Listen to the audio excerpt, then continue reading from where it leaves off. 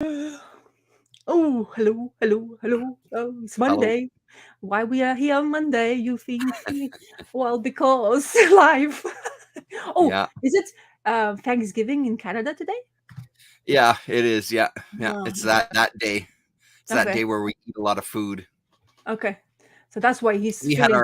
our family stuff yesterday though. Like Yeah, we went to my yeah, parents' house yeah, yesterday and had our dinner there. So tonight is just the three of us having our dinner. yeah.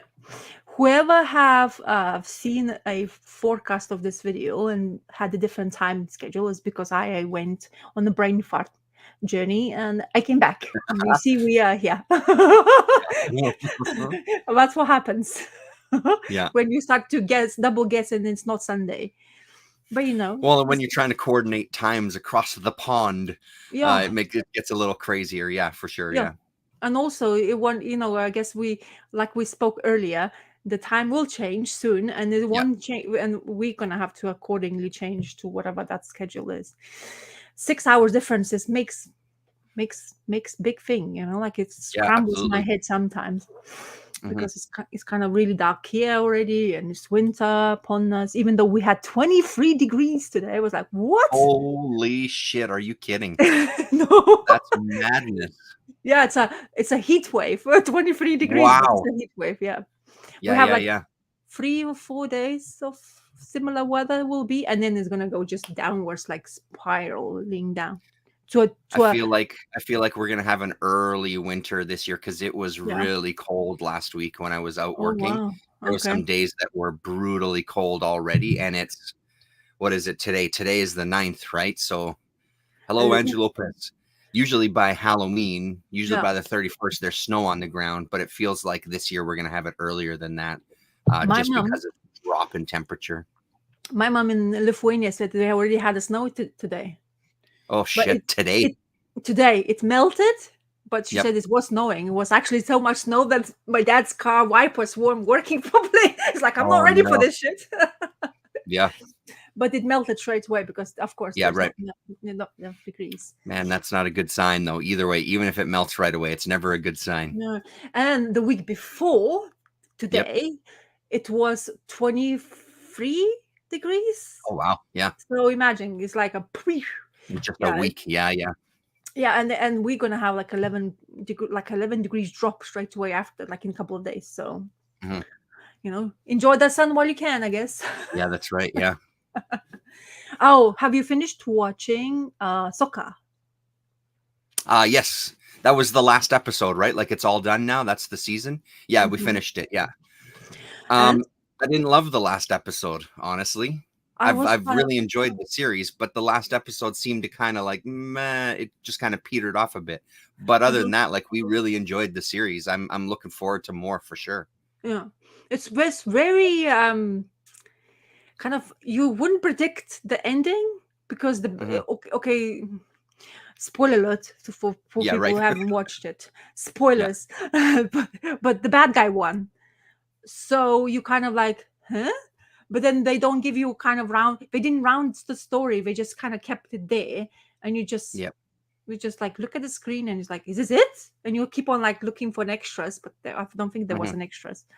But Well, and I think that's the thing when you do these kind of like 6 or 8 episode yeah, seasons, right? Like it's yeah. really kind of that's the halfway mark in Mm, one kind of classic season. Because I mean, yeah, he didn't really win yet, but he didn't kind of get stopped like we thought he yeah, would, right? So yeah. it really like just sets it up for another 6 or 8 episodes where you're going to get that back half of one story. So it feels like it's as much as I like the small amount of episodes, I hate the Mm, 22 episode seasons. I think that's insane. yeah. But this one felt like, you could have just done a couple more episodes and instead of like an entire other season now where it's still going to be that storyline, like you could Yeah. probably kind of get that going in a couple episodes, although I don't know what the hell they have coming up. So, but it feels like that sort of thing of like, what are we getting set up for next time? Mm. I Is think there going it's to be more filler? in comic terms, we got a trade paperback and we got really disappointed by the end of it because then you're gonna Yeah. have to wait for another year, Yeah. which is basically what's gonna happen as well. Yeah. Probably if we're gonna continue with it. A lot of people are, well, not a lot of people. That's a kind of over the statement, but people are complaining about the fight scenes. The fight lightsabers. scenes, honestly, and we've talked about it too. The fight scenes were really Yeah. a letdown. The best fight scene Yeah. was with that witch and Ahsoka, that actress Hmm. who plays the witch. Man, she was my favorite character. First of all, I loved her, Yeah. and I loved when like. The thing with like Star Wars and stuff, I always say at home, like the bad guys look so fucking awesome. I would be a bad guy in that world. Their stuff looks so much cooler. But the witch character was good. But honestly, there was so many of the fight scenes where, again, like Clunky. it's hard sometimes to differentiate, like, is it just me as a person working in film, or is it obvious to everybody? No, Because no, it when was. you do like fight scenes, you have like half speed rehearsals and things, right? Hmm. And it felt like there was a lot of telegraphing, like they were in position waiting for the next hit and waiting for the next block, where it's like it just wasn't really smooth. It felt like they needed to rehearse it a few more times and then film it. It's like they filmed the rehearsals and let them out. It was just Mm. kind of like there was a lot of moments in the fight scenes where it's like it just didn't have a good flow to it. Like it just, I don't know, it was too staged, I guess. Another thing, I don't know from your point of view, there you go, because you see it in different light. Is it because they didn't use stunt doubles? Because it didn't feel like they were having stunt doubles whatsoever. They were just actors fighting each other. Am I? It seems like that's the thing in a lot of stuff, is they have the Yeah, actors in the spots of doing things, yeah, unless there's a real you just hire, yeah, I mean, but the thing is, if you can still hire good fight choreographers, and the actors themselves can't, they're yeah, not they're not no, able to do that as good as the yeah, choreographer is.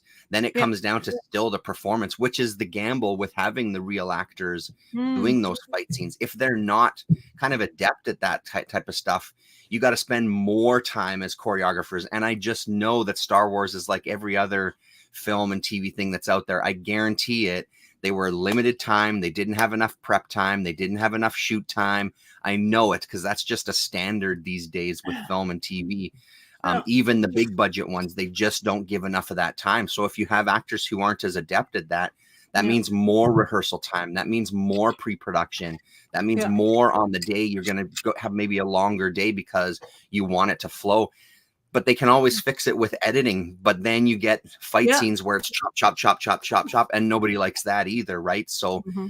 maybe they were trying to find a balance between Mm, some of that stuff instead of editing it heavily, but it just didn't really live up to it. yeah. Well, the Yeah, good thing, Andrew Lopez, that he is a teacher and she's a student, and it felt like she's still a child in some moments, which what they're mhm, trying to portray in the same way. But also, it's kind of interesting. Yes, Hayden is extremely good at. Like, there's a clips of him just playing around with those, and his hands very fluid when it comes to motions. Those there's some people who likes, I guess, this like that kind of like a sport or like a hobby, to start using mhm, and welding the staffs like that. And there's some mhm. amazing people who does that. And you would think, but as I say, I think you definitely get a spot on a thing that they didn't have enough time to do that, because schedule, money, let's go out, let's just do it, like, because Yeah. everybody's expecting something. That but was the but thing that drove me nuts with the guy who did The Witch and did The Lighthouse. He did his uh-huh, Vikings thing, whatever the hell that was. That uh-huh, was supposed to be about this berserker, and it mhm, was all promoted as like, oh my god, the fight scenes, they're these long takes and all this mhm. stuff. Those fight scenes in that fucking movie were some of the worst that I've ever seen in a movie. Oh. Just because you can do a long take doesn't mean you should. Because again, it looked like he was doing a half speed rehearsal, and it Mhm, was so excruciating to watch. There was no impact. There was mm. no actual kind of danger. You didn't feel any sort of like intensity. And it's, yeah, I mean, that just comes down to the filmmakers and all that stuff in the time, I think, because it's so disappointing, and it stands out like a sore thumb when you see Rosario Dawson or one of the characters blocking something that hasn't even been swung yet. So they're all ready to block, but the other actor hasn't even moved into the attack position. And that Yeah. seemed to happen so many times with the show, where it's like, what are you blocking? You're like a beat too early blocking. You Yeah. have to pause a little bit, see them move, and then start to block, right? But it was the opposite. So yeah. Mm. Anyway, Yeah. Well, we're nitpicking in that series, but actually, story-wise, it wasn't bad a part of I mean, I could pick on the last episode quite a few times because I was Yeah. really like, hurry up, like the ship is leaving. Come on, hurry up. Like all those, zombified Star Wars troopers. Yeah. That Right. was Yeah. that was one of the fantastic scenes of it, and I really like the costume. I think it's gonna be a lot of cosplayers. I bet they're gonna already. I've seen already masks of that. The face guy looks like almost like a Greek style look to it. So Yep. he's already been printed on 3D printing Yeah. world. Nice. Yeah. I'm dabbling in that one, so I always see it. Especially because I look all inspiration, so what to print, when it Yeah. comes to things like that. So yeah, I've Yeah. seen that already going out, and people are already putting their spin to it, which is fine, which is great. I think for Yeah. cosplayers in this time, I think it's really good to get into that kind of world because you Mhm. can do a lot of things with 3D printing in generally. So especially if Mhm. you have a big machines like those, some people invest like thousands and thousands of pounds toward. Yeah. Right. What can you do for hobby? Like we do the same thing for comics. Yeah. Right. Yeah. Exactly. Yeah. Yeah. Anyway, I started watching Firefly TV series, by the way. Oh, sweet. It's been a while, I can say you that, because I was like, huh? Did I remember this? No, I don't remember this episode at all, like that kind of part. So it's actually Yeah. quite good to refresh. It's kind of clicking in every episode. Me and my husband watching is getting better. I know why Jane was my favorite character. Yeah. He is such a nuisance, just like Yeah. fight. But Yeah. in that sense, he was, I think Baldwin in that era of acting, I think he was most of the time like that kind of brute in a way Yeah. because of his physique and he's really tall, isn't he? Yeah. He So seems like a giant. Yeah. yeah, and now in that Firefly definitely had felt like it was. But anyway, I was like thinking you were talking about Firefly comic books. I kind of like maybe I should rewatch it, and Disney and Yeah. all that stuff is all there. So Oh, it is. Hey. Okay. Yeah. Yeah. yeah, you can watch TV series of Firefly for sure from the beginning Yeah. of Yeah. Disney. Mm. Yeah, I've got it all. Like I've still got the DVDs, so I would Oh just wow. I gotta watch it again. I mean, stuff like that I loved, I did end up buying because it's like I want to have this so I can Mm. watch it at any time, So Yeah, and I obviously was that was before all the streaming and shit too. yeah. I was happy to see that in there, to be honest, because it's kind of like Yeah. like it's at least one place, so I don't have to go all over the place and find whoever is deciding to stream that kind of part of it. Yeah, right. Anyway, Yeah, okay, I should so watch it again. We watched Nausicaa today. We watched Nausicaa oh, again, oh, Valley of the Wind, nice. Miyazaki's first film. Uh-huh. Watched it with my wife and daughter, and man, I've seen it a couple of times. I love Mhm. it. I really, really love it. You can see Mm. so much of his other movies in that Mm. movie. Yeah. It's just such a nice story. The Mhm. music is a little iffy at times, but overall it's good. It's of the time. It's like 1984, I think, is the year that it came Oh. out. But man, is it it's just such a good story, and it just makes me want to like get the finish off that series of comics so I can read the whole thing, because again, I think the comics go even deeper than the movie does. There's more story in there. So but wow. it's also uncanny the amount of kind of like Mobius influence or similarities, I guess, maybe not direct influence, but I imagine he saw some of that stuff. There's some stuff in there that really feels like Mobius stuff, especially some of the flashback scenes where she's flashing back to when she's a kid, with these these little insects, or this baby anyway. In one of the flashbacks, there was a lot of like Mobius textures and the shading and things like that. It was really cool to see, but it's just if you haven't seen it, if anybody out there hasn't seen it, it's well worth watching. One of his better ones for sure.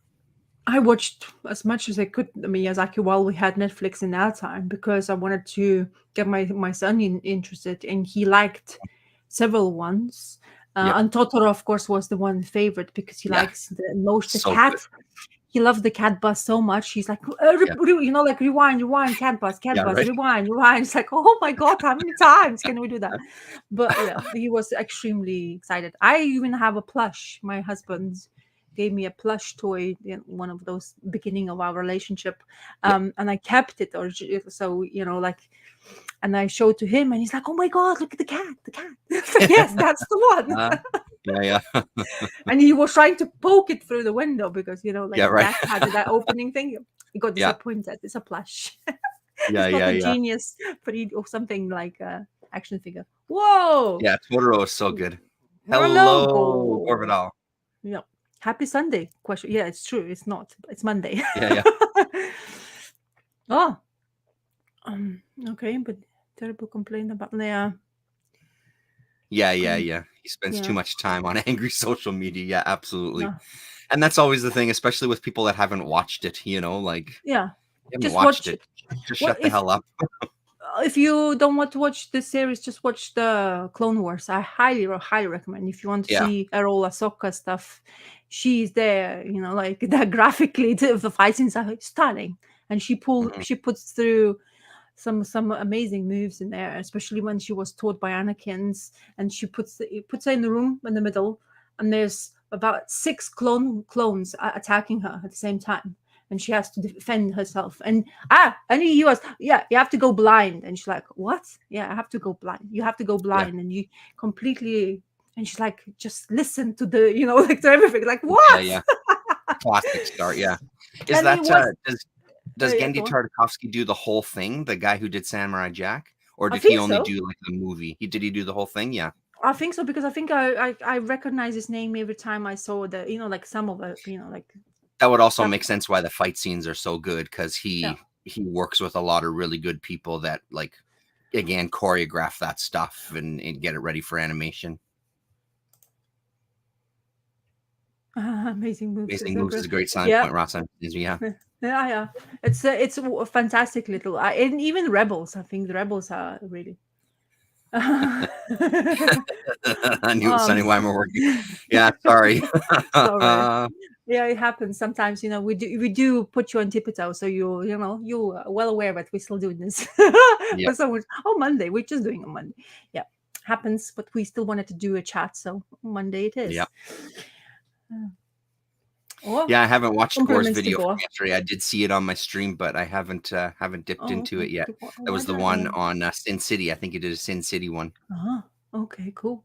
I watched Gore's about turtles, the thingy. Yeah, I watched that Last, as well too. Yeah. did he not make you want to read it? Because I think he does that, like really clearly. He's like, ooh. Yeah. I was like, I went back to look at my books, like, am I missed something? Did I miss something? Come on, what are you Yeah, talking right. about? Yeah. I always double guess myself when I listen, but it's good. It Yeah. always like gives me happy moments. Yeah, Especially when totally. you come. So do you want to kick off to Sure. what you read? Yeah.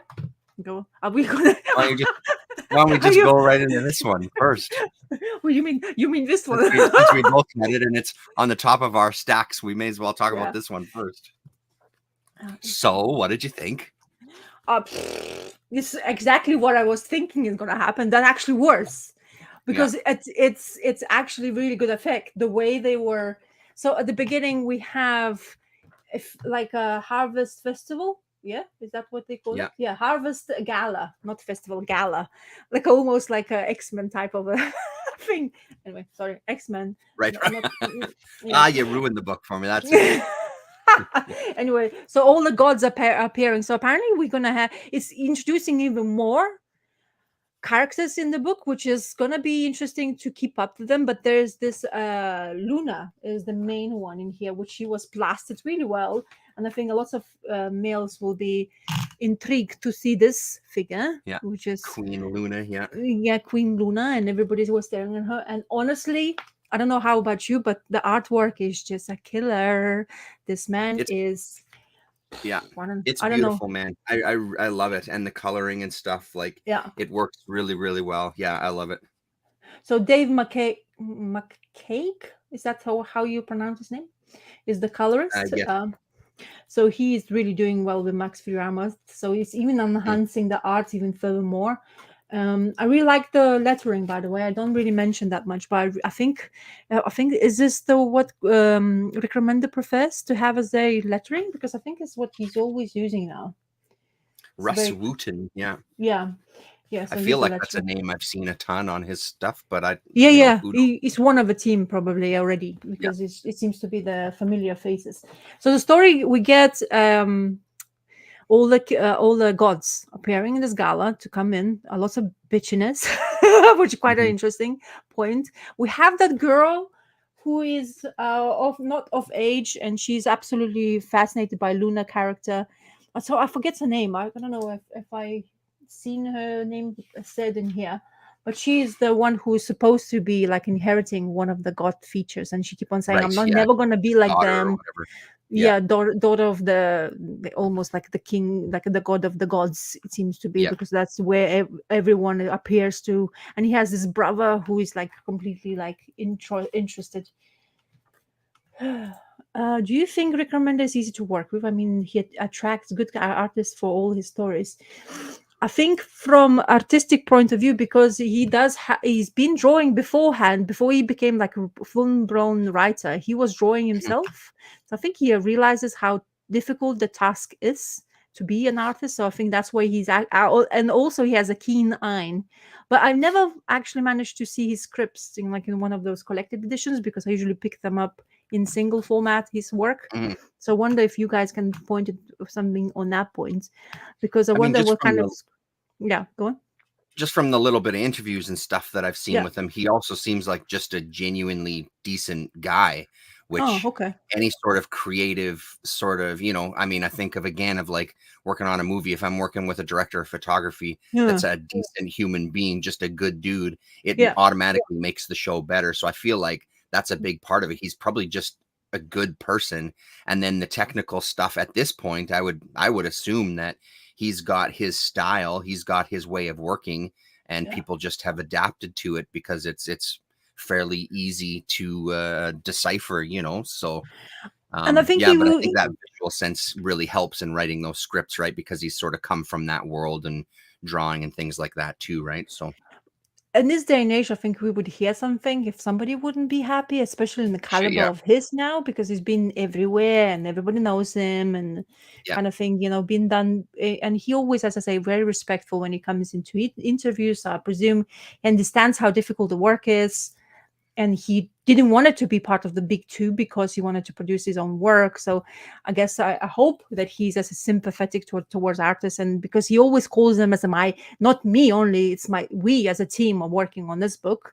Yes, he's a writer and blah blah blah, everybody's kind of noticing that point, but he gets there's such a this. good, yeah, Sorry, go go on. ahead. No, he no, has go. a he has a good artist, picks good artists, because but I think he worked with them prior to that, and Mm, lots of the good artists he has acquired came with him from Marvel. Like for example, I don't know if Deadly Class with Wes Craig, but I think Wes Craig was doing something else in Marvel. I think so, but I'm not really sure. okay, But yeah. there are some previous artists like, I forgot the name of that guy. Why do I'm blanking the name of? Um, another fantasy series, secret, um another fantasy series you've written. Seven to Eternity that he did. Yes, Yeah, Opena, there you go, Jerome yeah. Opena. He was working with him on X-Force, Mm, so hmm. he knows them from Marvel. So I guess that's why how he's kind of like gained a knowledge of the artist's caliber he wants maybe to work Hmm. with, and basically managed to convince them to work with him. So I hope that's what Yeah. the case is. There was a thing on I don't know if it was like comedians in cars getting coffee or whatever it was, but Jerry Seinfeld, and they came across these guys who were skateboarding, and Yeah, basically Jerry says, the one thing I'll say about these skateboarders is, those guys are going to be all right. yeah. They're going to be okay as they get older. They're doing this stuff. They're hurting Mhm. themselves.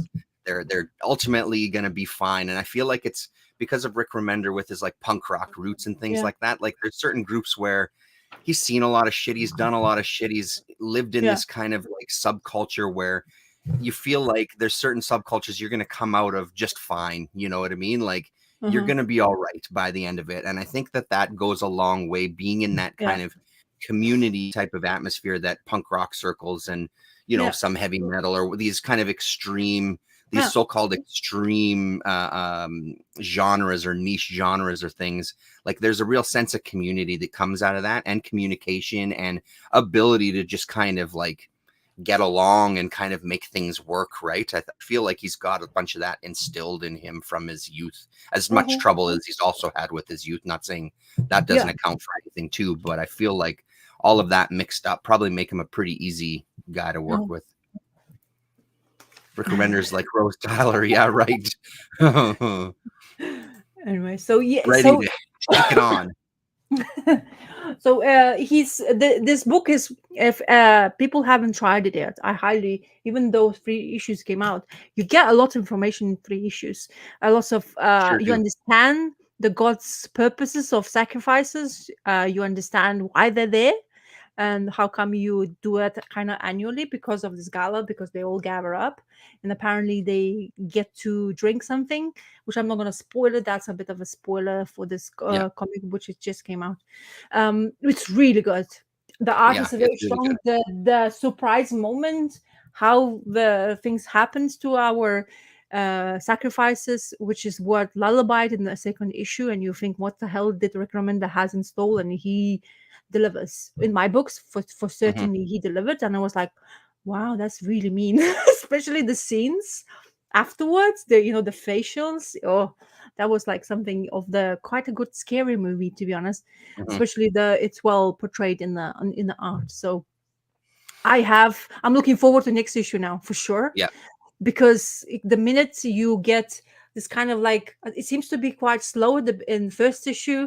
The second issue start to get you excited. This third issue is giving you more excitement because there's action and reveal, which doesn't give you kind of guess yourself. Guess that helps when you kind of want to commit to a storyline, I presume. I don't know, it's just my point, but I'm sold, and I really like the way Yeah. what's happening. Still very intrigued, this particular character in here. Yeah. I'm not gonna say why, but I'm really intrigued to see what's gonna happen. Hmm. And the next cover is kind of revealing if you read the issue of this. So I'm not Hmm. gonna show yet, but lots of extra matter, which I really like. I like the comments to see. I like the already the fan art has been posted to them. Hmm. That means it's quite strong thing. A lots of people are getting excited about this book, which always very good for Remender. Yeah. He hasn't been on the scene for a while. I guess people are really that did notice that he hadn't had a book, and suddenly he's coming out with something this exciting. So I'm glad. I'm really pleased. That means Yeah.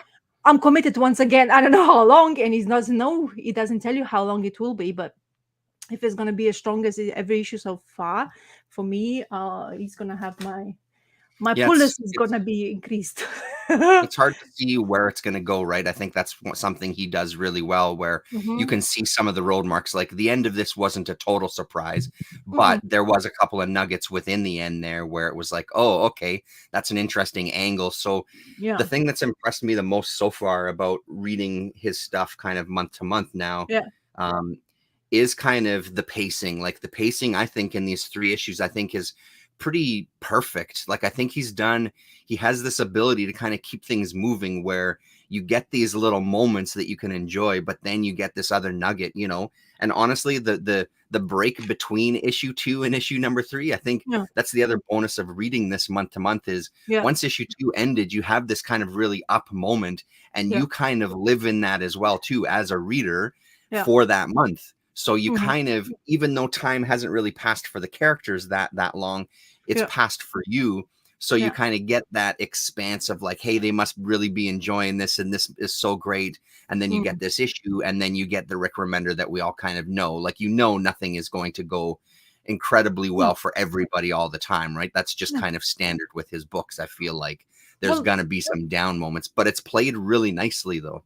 yeah. Well, we were talking last time when we were in issue two. You like, we were already discussing this is too good to be true. Yeah. Yeah. Surely there's something really, because when he's actually like when he gives you 100% of happiness, you're like, what Yeah. recommended doesn't do 100% happiness. That's Right. never Yeah. happened. Right. 100% of happy. Something Yeah. is gonna happen. Somebody has to give Yeah. something, and Yeah. there you go. He delivered straight away in issue three, which is exactly why I like reading it, because it's never, Mhm.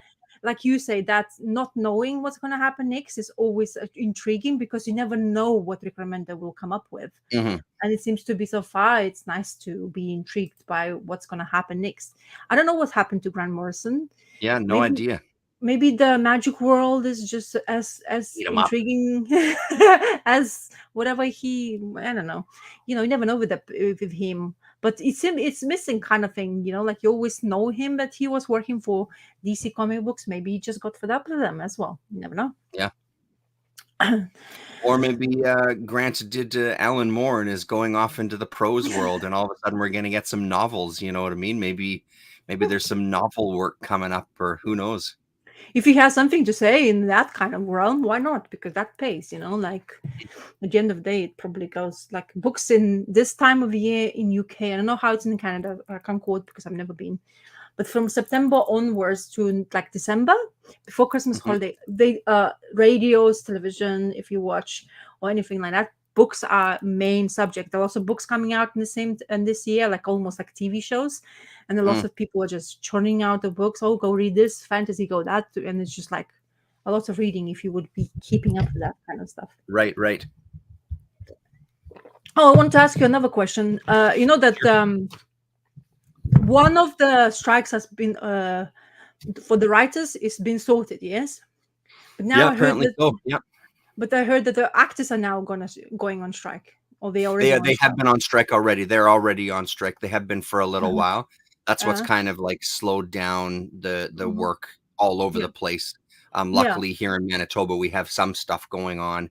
Okay. But yeah, it's affected even Canadian actors and things too, right? Mm-hmm. A bunch of Canadian actors don't want to work, even though they're not part of that same um, uh, uh, Yeah. what are they, the AFTRA or something? I always get them Yeah. confused. In Canada, we have something called ACTRA, ACTRA, which is the Uh-huh. actors, and Uh-huh. then down south they have the SAG-AFTRA is what it is. Oh So a yes. lot of Canadian actors aren't working because they've been told by SAG-AFTRA, yes, you aren't under our agreement, but if you do work and you want to get membership within our union, we're going to Uh-huh. look at you really closely if you were working during this strike. And it's, and that kind of stuff is just bullshit because you're not paying my bills. I don't have a strike fund as a Canadian actor. Yeah. And then just as a Canadian, it also makes Uh-huh. me feel like we're way too reliant on Yeah. American entertainment if we're not even allowed to, quote unquote, make our own content up here for fear of like what the states, those unions in the states are going to do. Go fuck yourself. We're our own industry. We shouldn't Oh be as wow. reliant on their industry, but that's a whole other conversation. But so the writers have settled from what it sounds like. Mm-hmm. I suspect that the actors will come soon, but again, like I don't think that's going to be till at least the end of the year. Of course, I could be wrong, but I feel like it's at least the end of the year because there's no incentive for the Mm-hmm. producers to go to the actors. Yeah. They can make them wait, and I think also getting it settled with the writers first Mm-hmm. gives them more time to kind of play the actors and make them wait because now they can get some stuff written and created. Then they Mm-hmm. can talk about approaching the actors and figuring all that stuff out, right? So Yeah. yeah, I feel like it's a bit of a ways to go yet. Woof. So Yeah. from one to another one. So so do you think the domino effect will happen when next year? Do you think? Again, like on not based on anything other than my Yeah. intuition, I Yeah. feel like Oh it's yeah. not going to be till the end of the year for sure. Yeah, I Okay. don't feel like it's going to be to the end of the year. Uh-huh. There's really no incentive, and it's the writers were dealing with stuff for sure they will, but the writers were dealing with a lot of rights issues when it comes to their stuff being written for other mediums, streaming, etc., and how that pay works. The Yeah. actors are dealing with that plus a bunch of extra stuff, like the whole AI portion of it, like scanning your likeness to be able to use for eternity for some background actors is apparently one of the big ones that stood out to me Ooh. anyway, that you basically come in as a background performer for one day, get paid for one day, they scan your likeness, and then they basically own your likeness for an extended period of time for, I don't know if the wording is literally eternity, but they own your Jeez. likeness and can put you in the background. So therefore takes a lot of actors out of work. But Yeah. again, from a filmmaking standpoint, that sort of makes sense because yeah, I mean, there's so much stuff that's CG generated. And that's the part that kind of confuses me, where it feels like some of that stuff is in there just to kind of take away, like in any good negotiation, Yeah. you ask for stuff that you ultimately don't really want. You ask for them because those are the easy ones to take away and still get what you want. So I don't know if that's part of that type of negotiation tactic or not, Mm. but they have a lot more issues, I think, on the actor's side of dealing with some of those things. Not Mm-hmm. that the writers didn't have issues, they absolutely did. I feel like the actor stuff is a little more though. I didn't see that, Andrew Lopez. I'll have to check it out. Now I want to know. Now you got us Yeah. intrigued. what's happening with Tom Hanks. I like him as an actor, and now are we gonna get spoiled by that? Hmm. Some dirty, dirty people they are, aren't they? Yeah, they're all actors. They're all fucked up at the end of the day. They're all Yeah, I mean the in the head. schedule they have to keep up and change the lifestyle basically for that one thing when they're doing it. Like a lot of people like starve themselves, change diets, all that kind of stuff. I don't know Yeah, how that. boo hoo. Yeah, Fuck the actors. The technicians, it's all the rest of us though that have to really change our lives because we're not getting paid nearly the same amount that they are. okay, We're there a lot longer than they are. Our family lives suffer a lot more than theirs do. okay. So you had to go on a diet. One movie, Cry Me a Fucking River. I have no sympathy for actors if you can't tell. No, it doesn't. I don't feel that at all. I think you're just really gentle conversation about it, so don't worry about it. Yeah. Yeah, yeah. Yeah. Some commercial company created a likeness of him without his consent. Oh wow, Oh, that's bonkers. wow. That's not Wow, that. wow. Why would you even go for that kind of actor? Come on, man. Yeah, go Nobody for a knows lower Tom fee. Hanks who he is. Nobody knows. Not Yeah, even his right. that don't even know his voice at all. Like from He's your, the bosom buddies guy. You can't yeah. go against the bosom buddies guy. Buzz Light gonna come and punch you in the face now. Yeah, right.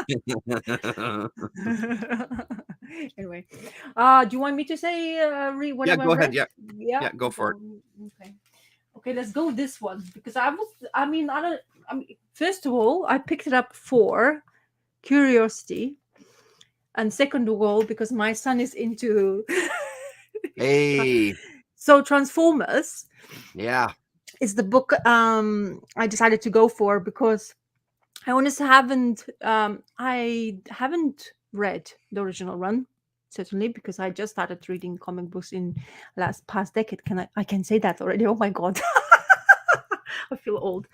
Anyway, uh, oh, what is this? What kind of what is this? I interrupting my process of thinking. I don't know. Anyway, so this is Daniel Warren Johnson's writing artists and Mike Spicer, yes, it is Spicer, who is colorist of it, and Russ Wooten. Look, he's coloring once the it's lettering as well. So yeah, Russ right. is doing his lettering. So my son loves Transformers for reasons because he can transform a car into a human robot. A robot is what he really likes, part of the Transformers. He's into a lot of robotic stuff. So, but oh, happy! There you go. Thanksgiving to you, Mr. T. And basically, I was thinking, why not? I actually always wanted to pick up the original run, at least couple of two issues to see how I enjoy it, if I would enjoy it, because I definitely would enjoy the art style. But Daniel Warren Johnson's is not disappointing. I think Terrence can attest to that because he really liked his Wonder Woman run. Is that correct, Terrence? Sure did. Yeah, no, I really did quite a bit. And it's a lots of really good paneling, lots of busy pages, which I really like in modern comic books. Sometimes you do tend to lose that. So the story goes apparently one of the boys, or there's two of them, so the girl and the boy, friends of her in the storyline, they kind of like something happens beforehand. I don't know what's happening beforehand. He doesn't belong to his dad. They're going off into this woods, and this happens. They crash and they don't understand what's happening. It's lots of, I think this is how the story, even the animated series has started it as well, which I have watched with my son with, so kind of Mm. recognizing this part. So they crash and they discover this place which apparently used to be a ship buried in the mountain, and inside of that ship is kind of like seemed to be a residue of what Transformers were, but apparently all of them are out of commission until uh, one of the dudes comes in and basically switch on the right button, and everybody's starting to waking up, and that not only are good guys but bad guys as well. And sorry if I don't use the term Transformers terminology. Decepticons is that one of them, so that's the bad guys. And what's the good guys' names? Anyway, so as a fresh reader, this is full of action. The pacing is great and everything is going fantastically well. Scenes are as pacey as what you expect from Daniel Ward Johnson's artwork. And so it does entail. Also, what I really like after reading this comic book, there's a quite a big letter explaining his passion for Transformers and why he was Mhm. so intrigued by it. It's there on this letter page. It's because he grew up with Transformer. When he got his present, he went into school. He lost his hands. Like that kind of the. Like I keep on telling my son now, do not take your toys to the school. You're gonna lose something. It's almost like deja vu. And then he went in there and lose something, and he just like felt like this is the greatest toy ever, and it was. When you were growing up in the 80s or in 90s or in 2000s, I think, no matter whatever age you are growing up with your favorite toys, they're treasure. Like you treasure it for, especially the ones you're really keen on. And yeah, so story goes really well. I want to pick up another one because I kind of was intrigued to understand to see how Warren Johnson is gonna keep me interested in the storyline. It's quite Mhm. like nothing blown you away. I think he wanted to please the previous fans, and I wanted to introduce to the new fans, just kind of get the to be as a single point where both parties, let's say, could discuss this comic book as well. So although I think really did it helped. It feels like a lot of pages. There's no number count on it. I didn't calculate them, but it feels like a hefty issue for a price of $4.99, which is usually it seems to be number one issues price tags. I guess they were Mhm. because they have a Transformers name tag on it, that the price was increased on that sense as well. But apparently Skybound, it has all the rights for Transformers and GI Joe, and that's where everything gonna come out. So if you still guys remember Dr. Monkeybot, he's gonna be dancing his way out from the comic book shop because he's a huge fan of GI Joe's, always been, and I think he was even picking up IW once. So I think if he's gonna go out in Image or Skybound, he will be very happy about it. And Mhm. yeah, as I say, really good first issue. And I'm actually, honestly, I was thinking I'm not gonna, like be intrigued, but I am. So I guess it's the artist and writing combo that I'm intrigued by how good can they be, because it's not Yeah, really an totally. easy task to do so. Mhm. Man, he's got a style, and he's got a flavor to his writing. Mm. He's got that kind of sense of fun with his stuff too. Yeah, Um, and I yeah, mean, you can't go wrong with the Transformers. But I've heard a lot of good things, even locally, when I yeah, went into 204 Comics to pick up yeah, my couple of books on a pull list. yeah. They were talking about it and just how enjoyable it was. Like, I think it's going to be one of those books that's going to do real well for him. Oh yeah, look at that. And there's a GI Joe stuff, so what's Yeah. gonna come out as well. And they have even I think they changed a bit of logo, and the banner on wait, which finger? That one up there. Oh right. So it looks a little bit different. It used Yeah. to be a bit something else. Maybe I'm just going crazy, but yeah, it's lots of things. And I guess also he created Murder Falcon, which I wasn't Yeah. going into that world. It's a Yeah. I punk have a rock, few isn't of it? those issues. Yeah, It's like a metal. It's like a heavy yeah, metal. Yeah, yeah. it's fun. The stuff that I read is fun. It didn't drive me to kind of What? really dig for the rest of the copies, but it was fun. Yeah. Cool. I mean, I'm glad they're excited. Honestly, I don't know if you watched it, but I watched that latest Transformers movie with those animals, and I really I enjoyed it. haven't seen it. A good pacing, less boobage, which it's okay. The Transformers, I wasn't keen, and it's not my part of it, which I get Yeah, excited right. about. Um, but yeah, it was entertaining, to be honest, and I was like, yeah, that's what Transformers should be. It's all about Yeah. entertainment. All the, Bumblebee was still there, which is great, and Chaos and Comics Yeah, loves Chris Murder does love Falcon. it. Yeah. Oh, Yeah. okay, interesting. I wonder if they would have more stuff. I haven't seen, the Wonder Woman thing you have from Daniel Warren Johnson. Yeah. I Dead haven't. World. Yeah, I was kind of hoping my library would have it for some weird Mm. reason, but we never had, and I haven't yet read it. But this, honestly, his artwork is splendid. I mean, the action It scenes is, work and his really live well. streams, like he used to do more live streams, and I watched a bunch of them. They were really Uh-huh. good too, because again, he's another guy that he seems like a really nice guy, and just watching him create this stuff, and the energy that he puts into those drawings, like, again, it really transfers. The thing that you often hear from artists is the energy from the pencils to the ink sometimes gets lost. Whereas him, it feels like it's there throughout every phase. Like, it feels like he's got a way of kind of creating something that has this very unique energy. Yeah. Yeah. And it's the same with me. The only one that kind of blew me away was Dead World. But the other stuff that I've read, I've enjoyed it. Like the Thor thing, I thought was pretty fun. It didn't, but it's he just kind of fits in this nice niche of like just entertaining books. Yeah. Nothing that really sticks with you. And I think the only reason Dead World stuck with me is because of kind of the surprising turns that it took, especially early on. I was just kind of surprised with that. I think that was also early on in that DC line or whatever the hell it's called, right? Yeah. What the hell is it called?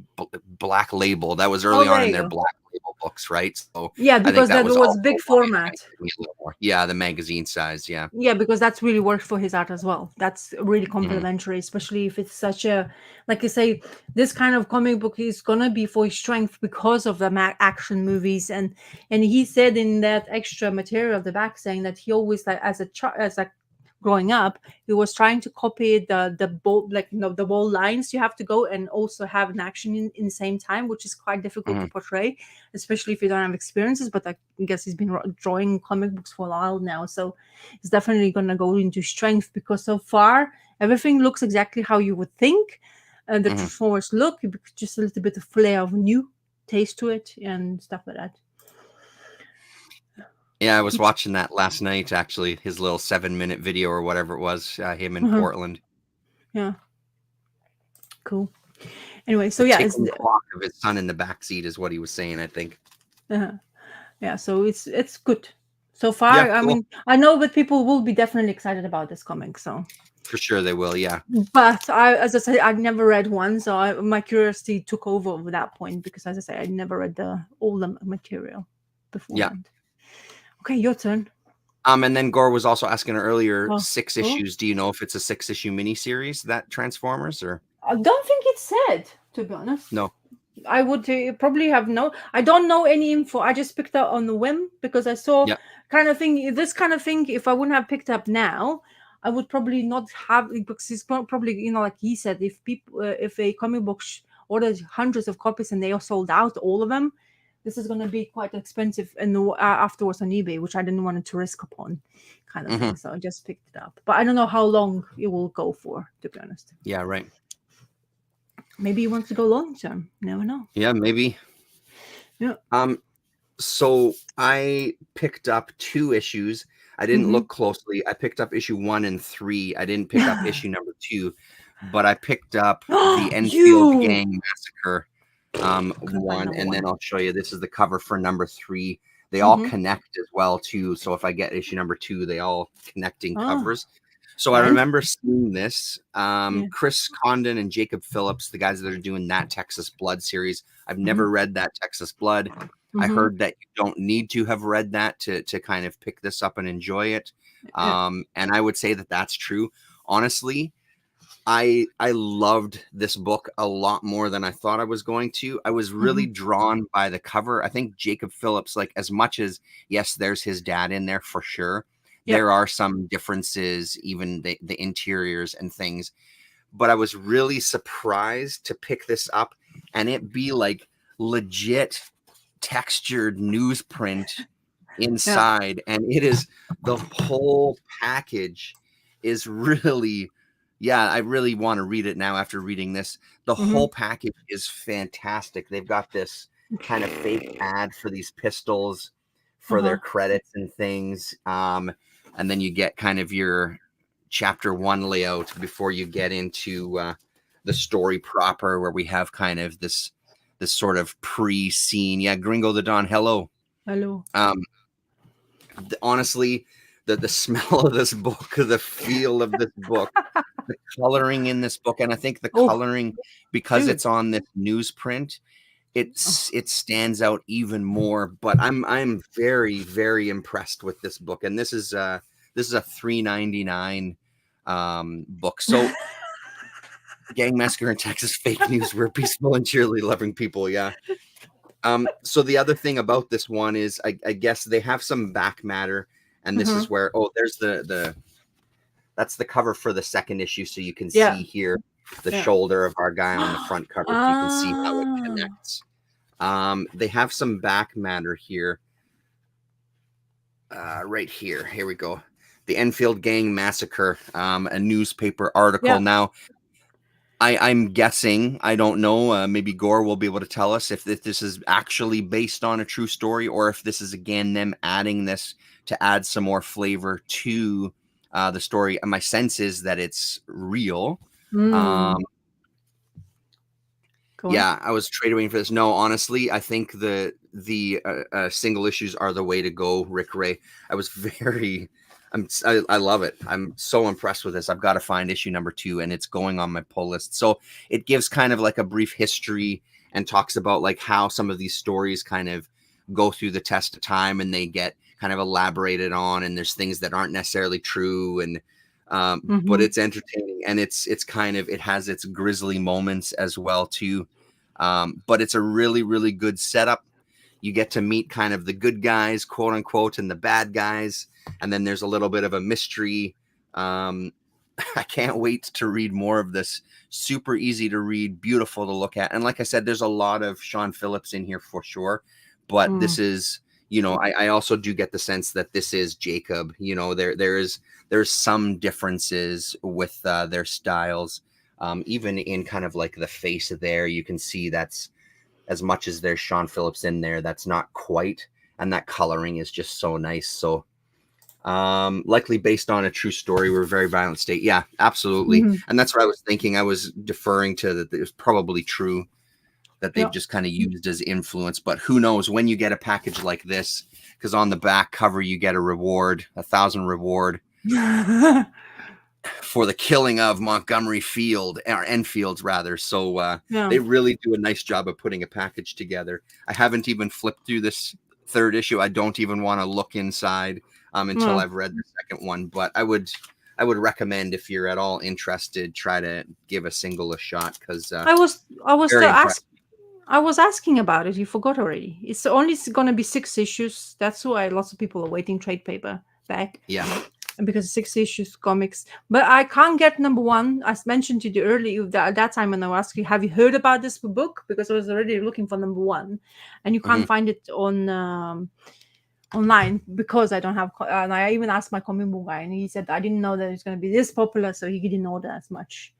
Yeah, and there was one copy left in 204 Comics, because they've got the back issues, the most recent back issues, where they knock $1 off of it. So instead of $3.99, it cost me $2.99. That's what they do with their recent stuff. Once it's kind of a month or 2 past, they'll put it in a bin and knock down the price by $1. Because again, they want to get rid of the stuff. They don't want to be holding on to it forever, right? So that's a good one. Makes it easier for them to sell this stuff. But I'm glad I was able to find the 1. But they didn't have an issue 2 at all. They didn't have it. All they had was 1 and 3. So I'm going to have to hunt for number 2.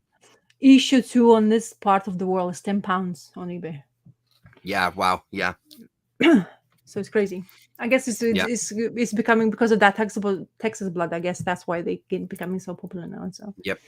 Which is good. So I guess I'm going to have to wait, because I was intrigued by just looking at some pages of it. I mean, online, and I was mentioning on our one of the chats. So I guess it registered in your brain, and you kind of the cover. Well, seeing the cover, I remember seeing the cover for issue 1 when it first came out, and just being really drawn to. I never picked it up off the shelf though and looked at it.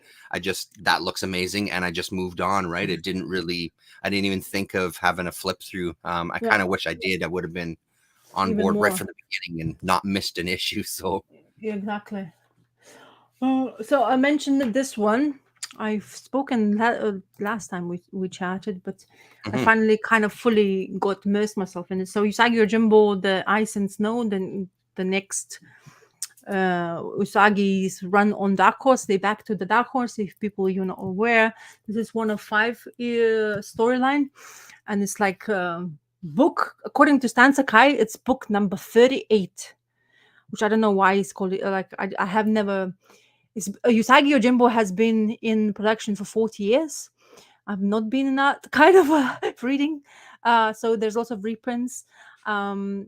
but according to his timeline, he almost even explained to them. I guess somebody was asking him what kind of age is Usagi Yojimbo is, and he says that he doesn't age as accordingly to our standards. So our 12 months is like 1 month for Usagi Yojimbo, something like that. So I guess people are curious to see how old is Usagi Yojimbo.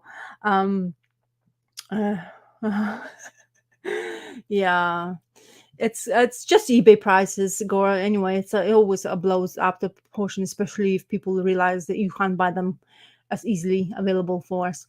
And we were talking about this UK market for comic books. We became a secondary market. I guess we're not really important as a consumer point of view. So Usagi Yojimbo continues in Dark Horse, which I'm okay with. I don't know if a $4.99 price tag I'm okay with, but it's really enjoyable Usagi. There will be a special Talk to Space Usagi, which is a special one-off issue, which is going to be reprinted. Apparently, it's been printed beforehand, because I'm not as familiar with Usagi Yojimbo as other people can be.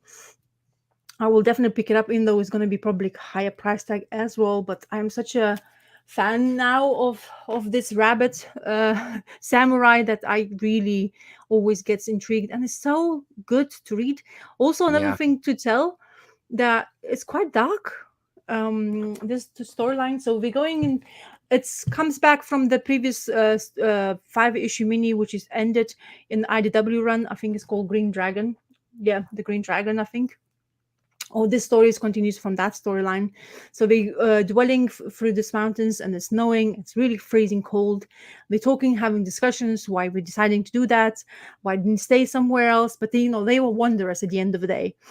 And of course, as Usagi goes, there's somebody behind the tree who's gonna attack them, because they openly talk about gold. And Usagi is not learning his lesson.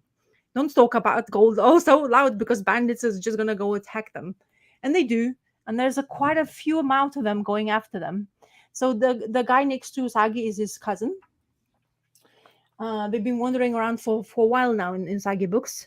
So they get attacked, lots of fight scenes, and then to my surprise, Usagi Yojimbo started growling like a tiger, and everybody got freaked out. I was like, okay, we're running away from him because he's crazy. He gone like in crazy mode. And his cousin was asking, really, are you okay, Usagi? And he's like, no, it's fine. I'm just probably, exhausted or cold or something. And these two guys who's on the trail of Usagi, this guy is really scary. He even have a different font when he speaks. I don't think he's alive. I don't recall, but he's very freaky, to be honest. The way he is, he has this tendencies of laughing, like in the scary movies. And she's like, "Uncle, I'm hungry," and he just kills somebody in the because he sends somebody alive in the pile of snow, and he manages to those eep creatures, which is very famous for this Higuran. I forgot what they are, like lizard type of creatures. Anyway, so they found a hut in the middle of nowhere. They go as a shelter for Usagi, and it's this very polite, very like descriptive character says hello to them, a female who is in the middle of nowhere, sitting in the cold, doesn't mind the cold either. And politely Usagi asks if we can just have your place to warm up. And she's like, I don't really like hot, but for you just can't stay. And of course there's always something behind it. Really good storyline, lots of fight scenes, creepy guys, quite dark, and it of course left us on a cliffhanger right at the end, which once again it just makes you want to read more Usagi. And it's really what I really like about Stan Sakai's Usagi book, is that he is making so easy to read, and just wants to, it says 270 legacy, by the way, Rick Ray. But there's this extra mats I was talking about, which because he's back now in that course, he kind of introduced himself back to it, and he explains a couple of things. That's where he was talking about that this is from, because he's trying to basically make you guys make us as readers to understand where the Usagi came from, how long he's been published, which publishers he's been in. So his stories were followed in thoughts and images to Fantagraphics, to Mirage, Dark Horse, IDW, and now back to Dark Horse. So it's been around. Mhm. It's kind of to trail back in the single format. The Usagi's run is quite a feat, and whoever does achieve that is really lucky to do so, because not every time you will see the older versions of Usagi everywhere. It's just random. Especially I those thoughts and images books, like the backups Yeah. and that Albedo. Those are hard to find, man. Yeah, exactly. So yeah, he's kind of explains to what happened to Usagi in a way, and he also explains which book is it from. And he says last volume of book 38 was the Green Dragon. That's where Yukichi, his cousin, was coming into a fray. That's what I mentioned Mm. earlier. So anyway, it's kind of nice to have that extra matter too, because you kind of like, because it's quite confusing to wear, because a lots of things happening in Usagi, and also advertisement for the group for Sergio Aragones, and also the slew of comics covers comes out for one Yeah, issue. That's no, 20 issue covers for that's one. fucking stupid. But that's how I guess. That's what sells. Yeah, no, I know. Yeah, I get it. I get Yeah. it. I also been thinking what the end. I mean, Yeah. some of that stuff, I always hope that it's to see a character kind of age, especially somebody like Usagi Ojimbo. It feels like that's a character that could age, and we could like follow this character through his life. Yeah. Strangers in Paradise, I don't have as much experience with, I do. but and same with Love and Rockets. I feel like those are characters you could follow through their life Yeah. as the creators get older, the characters get older, and you kind of hope that that's one of the end games. But I think sometimes an end game is just see how Mhm. far one creator can go and how many issues they can do to look to Yeah. beat records and meet challenges and stuff, or create a character that then becomes kind of has Mhm. this longevity well past them, right? And kind of Well, thinking about your own real world family, having something there that your family that can gain benefits off for hopefully at least a generation or two. the according to Stan Sakai, which he mentioned, I think so in that one as well, saying that Usagi Jimbo's experiences, if you start reading it from get go, when he started to produce the Usagi book, Usagi wasn't behaving as calmly as it is now. He's Mm, always had been kind of rebellious. He was going towards the fight scene straight away before he actually went. Just like, okay, think before you attack somebody, because there's situations where there's lots of things and people he has lost or friends he has lost on the in the battle, especially the things I dabbled into. I have no clue of a lot of information when it comes to Usagi. mhm, I'm just now enjoying it in such in single format so much more, even though I enjoyed it in the thing, but I think it reads so much better in single format Usagi, because you mhm, get the snippets of that. It's a bit frustrating sometimes because you want to get on with this, but he tells you straight away how many issues you're gonna have, which is kind of in your brain is kind of registering that as well, rather than guessing is it gonna be 3 issues, is it gonna be 5 or 6 issues, mhm, that kind of sense. So, but that's what he said is about that his confidence levels you can see apparently if you have read Usagi from the get go. So mhm. yeah.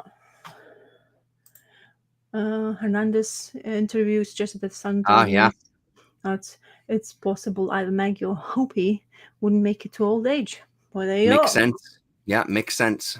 Yeah. But And there's a lot. that's what you ultimately hope, that these creators, yes, there's a part of creating where you're kind of going Mm, with the flow and sort of like reacting in the moment, but with some, you hope that there's at least some sort of overarching kind of goal or kind of end game where you're filling in the pieces but you still have an end kind yeah. of game in mind. So yeah. I don't know, at the end of the Stan Sakai, he's been doing it for 40 years, the same thing, Yeah. and which actually is paying the bills for him. And he gets a lot of audience and seems to be new people coming, like myself, which I have not really dabbled in Usagi until somebody was keep on hearing the Usagi and what is this fuss all about? Why are people fussing about it? And then Yeah, I read right. it, it's like, oh, okay, I understand now. Hmm. It's like, I don't know why, because it's like I've seen him in the cartoon format, Usagi. So I'm well aware of him. I was well aware of him beforehand, but somehow it's just the turtles were my concentration point. But now, Hmm. because I've been doing talking to you guys on YouTube, seems to be which I'm glad I did, because I'm thoroughly enjoying it. As I say, in single Hmm. format, those snippets, it's like kind of looking forward to all the time, because it's always intriguing for me how he simplifies the storyline, but also gives you a rewarding end to it. So it always looks forward to the next issue. So Hmm. I guess you have to double think about price tag, but if I don't have, let's say this way, if I don't have too much of the books on my monthly basis, I can also invest in one which is more maybe pressure price tag point. I can think of this way. If especially if I'm entertained by it, not just because I'm buying it. You know what I mean? Yeah. Okay, your turn. Um, Um, let's talk about. Let's do this one. So the Sickness issue number ooh. 2 is out. It was a little late, but it has arrived. This is the Uncivilized Books Oh wow. comic, and these are Canadian creators, Uh-huh. Lonnie Nadler and Jenna Cha. Uh-huh. Um, Jenna Cha, this Sickness story kind of was a nugget that she had come up with many years ago, and an idea she had. Um, they are a couple, I guess, and so now they have kind of taken this over themselves and kind of fleshing it out, I guess. So there's 14 issues that are going to be given to us from this series, with some breaks in between story arcs. Uh-huh. Um, I'm kind of not looking forward to the breaks. The first thing because the first thing that stood out to me in this one is I'm sort of unsure where we are. We're getting a couple of different timelines. We're getting some history here. Um, Dropping a bomb on Hiroshima is kind of where one of the storylines is. Hearing that news over the radio and the change that that's made to the world. One of the things that I didn't, I guess, understand from issue 1 is the time period that this story is taking place. And again, I'm not even 100% sure about it. I think Mm-hmm. that the storyline is taking place in the mid 50s. There's some story that's happening here in 1955 that Mm-hmm. feels like it's the same characters from issue 1, but I am a little confused with what's going on. It feels like I need to read the first 2 kind of back to back to get a better sense. Mm-hmm. I really liked issue 1. There's still some intriguing stuff here. There's a lot of world building. I hope that issue 3 kind of clears things up a little bit, because I found there was almost a little too much information in this one issue. Mm-hmm. But it's still an intriguing story. We still have one of our main characters here as we're getting to know his life a little bit more. Now it's a little unsure that maybe there was is he actually schizophrenic? What is going on here? What is this sickness? So I feel like there's a little bit of a swerve. Yeah, the first issue of Sickness, I thought, set it up really nice, though. Yeah, there were some questions, but I didn't find myself confused to the level that I'm confused after reading this one. I feel like I came to some assumptions with issue number 1, and maybe that's on me, of what potentially the story was going to be, or what they were trying to tell us within that one, that maybe I'm just completely wrong about. And this one is starting to maybe make some of those things a little clearer that we'll start to see in later issues. But Mm-hmm. I'm still a huge fan. Like, I'm still on board. I'm not going anywhere. I'm a huge fan of Jenna's art in such a big way. I really think she has a really great quality to her artwork. She's got a Mm-hmm. real good control over kind of like mood, laying out pages. I think are really nice stuff. Um, and again, she's good at throwing in these moments of, is this something that he's seeing? You know, is this something that's in his head as he sees one of these posters start to melt? Mm-hmm. But I also worry that that type of thing will get tired pretty fast if they don't look to kind of explain that a little bit more, because there's only so far you can go with, is this someone's vision? Is this someone's sickness that we're just seeing? Like, is it just his mental state that we're just continually seeing? Or is this something that's like a precursor to some bigger kind of horror that's coming for the entire town, right? I think that there's only going to be so long that you can play that, um, Mm-hmm. to make kind of keep the audience interested. But so far, I'm very much on board. I watched a live stream on the House of Nerd show weeks ago at this point, and the only time I've ever entered a draw on a live stream, I actually won. So on its way to me is a signed copy of issue number 1 from both Jenna and Lonnie, and apparently Wow. they're going to do a little sketch or a little illustration inside it as well too. So I will Mhm. be sure to show that off when it gets here. I'm very excited about that, but I think it's a really good book. I'm just a little worried about the second issue, but then it's just reminding myself that it is just the second issue. Mhm. Give it some time. But it makes it harder when you see someone like reading that Sacrifices by Rick Remender, Yeah. how he's so good at kind of pacing. And I'm not comparing them to just the idea of how to pace a story. I Yeah. think there's some things there. This potentially could just be something that's just paced very differently, and I'm still finding my footing on it. So, Mhm. um, still very, very much recommended. But I do feel like I need another issue or two to sort of Okay. clear things up for me as to what exactly we're looking at here. So, yeah, very cool. And then of course she's good at kind Oh. of giving us these twisted moments, you know, Oh. of his mother, her head starting to sag, right? So, which Wow, is you pretty great. picked the right panelist for sure. Yeah, and Jesus. her Oh. ability to kind of create these moments, and again, it's because of her art style, it gives us this extra kind of Mhm. uneasiness to it that I think works so well. I'm very, very impressed with her as an artist, incredibly impressed with her as an artist. So, Very good. uh, yeah, I'm really looking forward to the rest of this. And apparently, she does all this digitally, as she was saying in the interview. All of this What? art is digital. Yeah, it's all digital. And in the interview, she was talking about she really tried her hardest to Yeah. make it look like it was Yes. done by hand. And Yep. to that, I would say fucking successful, because there's Yeah. no way in hell I would have expected that all this stuff was digital. It Mhm. looks like it's kind of graphite on paper, you know what I mean? Yeah, it does So, that for but yeah, sure. she's talking about it's all she works all digitally. She hasn't always worked all digitally, but for Yeah. this one she is. So yeah. It looks So there you go. intense. It looks intense panels as well, but the technology these days you might surprise you. I think sometimes there's art I see which is watercolor, you would think, Uh-huh. but it's actual digital, and you're like, Yeah. no way, how the?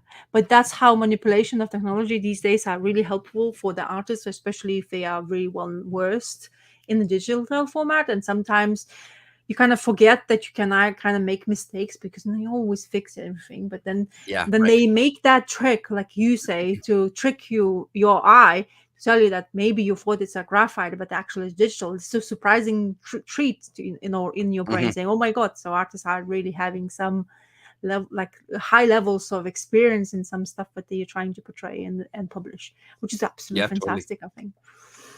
So how long Absolutely. the gap between issues were? Because it looks like a very complicated storyline, especially panel size, and in general, it feels like story has something a lot to say about. So how long did you have to wait I between feel I issues? feel like it was a cup because I came to issue number 1 later, because I Uh, got issue number 1 when I went to Minneapolis, but I uh-huh. think that was the second printing of issue 1. So the first issue might have even come out like a month before that. So it's a few months, 2 to Uh-huh. 2 months at least, I think, between the issues. And Mhm. then I think they were saying, I can't remember, after the first arc, I can't remember if they said 4 issues or 5 issues, they're going to take a bit of a break, Mhm. and then they'll have some other stuff potentially happen. They hinted at a bunch of things, but they didn't kind of explicitly say anything. But with a book like this, I really hope that they can kind of capture Mhm. kind of a chapter before they take that break, because I think a book like this will really suffer if you haven't Mhm. kind of tied some stuff together before you take that extended break. The Mhm. fear would for me would be that we're not going to gain the audience, like we're going to lose the audience if we don't give kind of a chunk and sort of tie things off enough. I don't know if people have patience to wait 4 months for another issue and then be, where the hell am I? What is this again? And try to get yourself back in that headspace. So Mhm. this one does feel like one that needs a little more consistency just for understanding and following the story, right? You know what? But again, Those maybe issue 3 will completely throw that out the window. Who knows, right? Yeah. I also like that it's black and white because I think when me and horror doesn't really go well. Mhm. especially if it's too graphic. I don't really like gore in generally, and I'm not digesting horror really well, especially when it comes to movies or TV shows. So, Mhm. but comic wise is kind of easier for me a little bit more.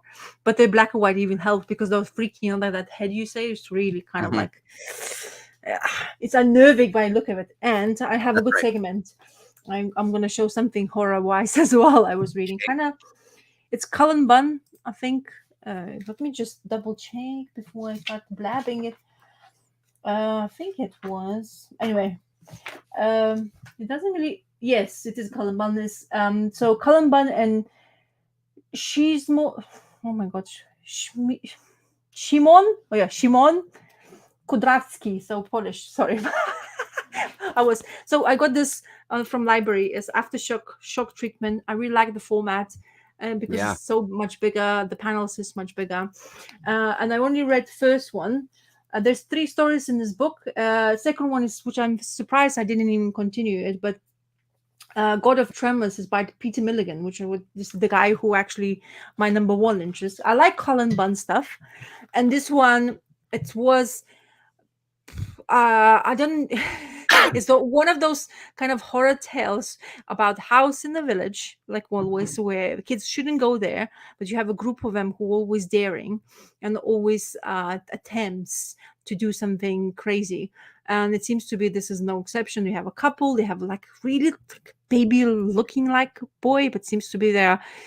I don't know if they're in the same realm of age, but seems to be that kind of like things are changing in their life as a friend group. Somebody gonna move on, somebody's gonna go to the army, a couple gonna maybe move somewhere else to study because of that.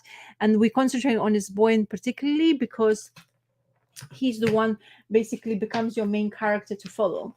So we're having this discussion next to this house or what's going to happen in the future. Everything seems to be really kind of quiet, nothing until you see the house and he look and this one of those the guy or the main character in the picture is completely fascinated by.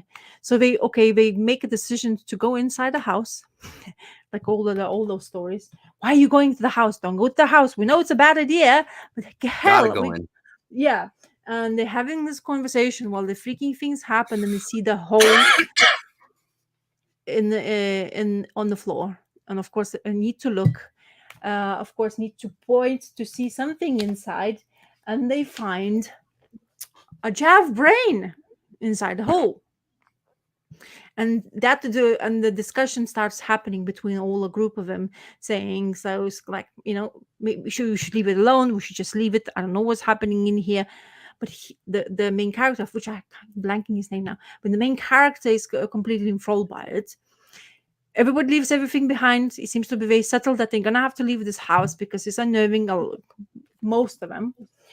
But our main character doesn't know how to say no to it. He's sitting goes back home, sits down, starts still thinking about the brain. He cannot stop. He becomes obsessed by it. He has a granddad who seems to be health wise not doing really well.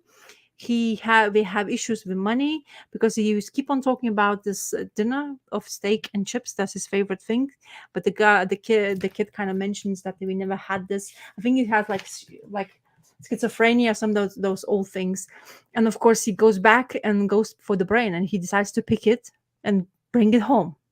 And ta ta ta, and it kicks off. Mhm.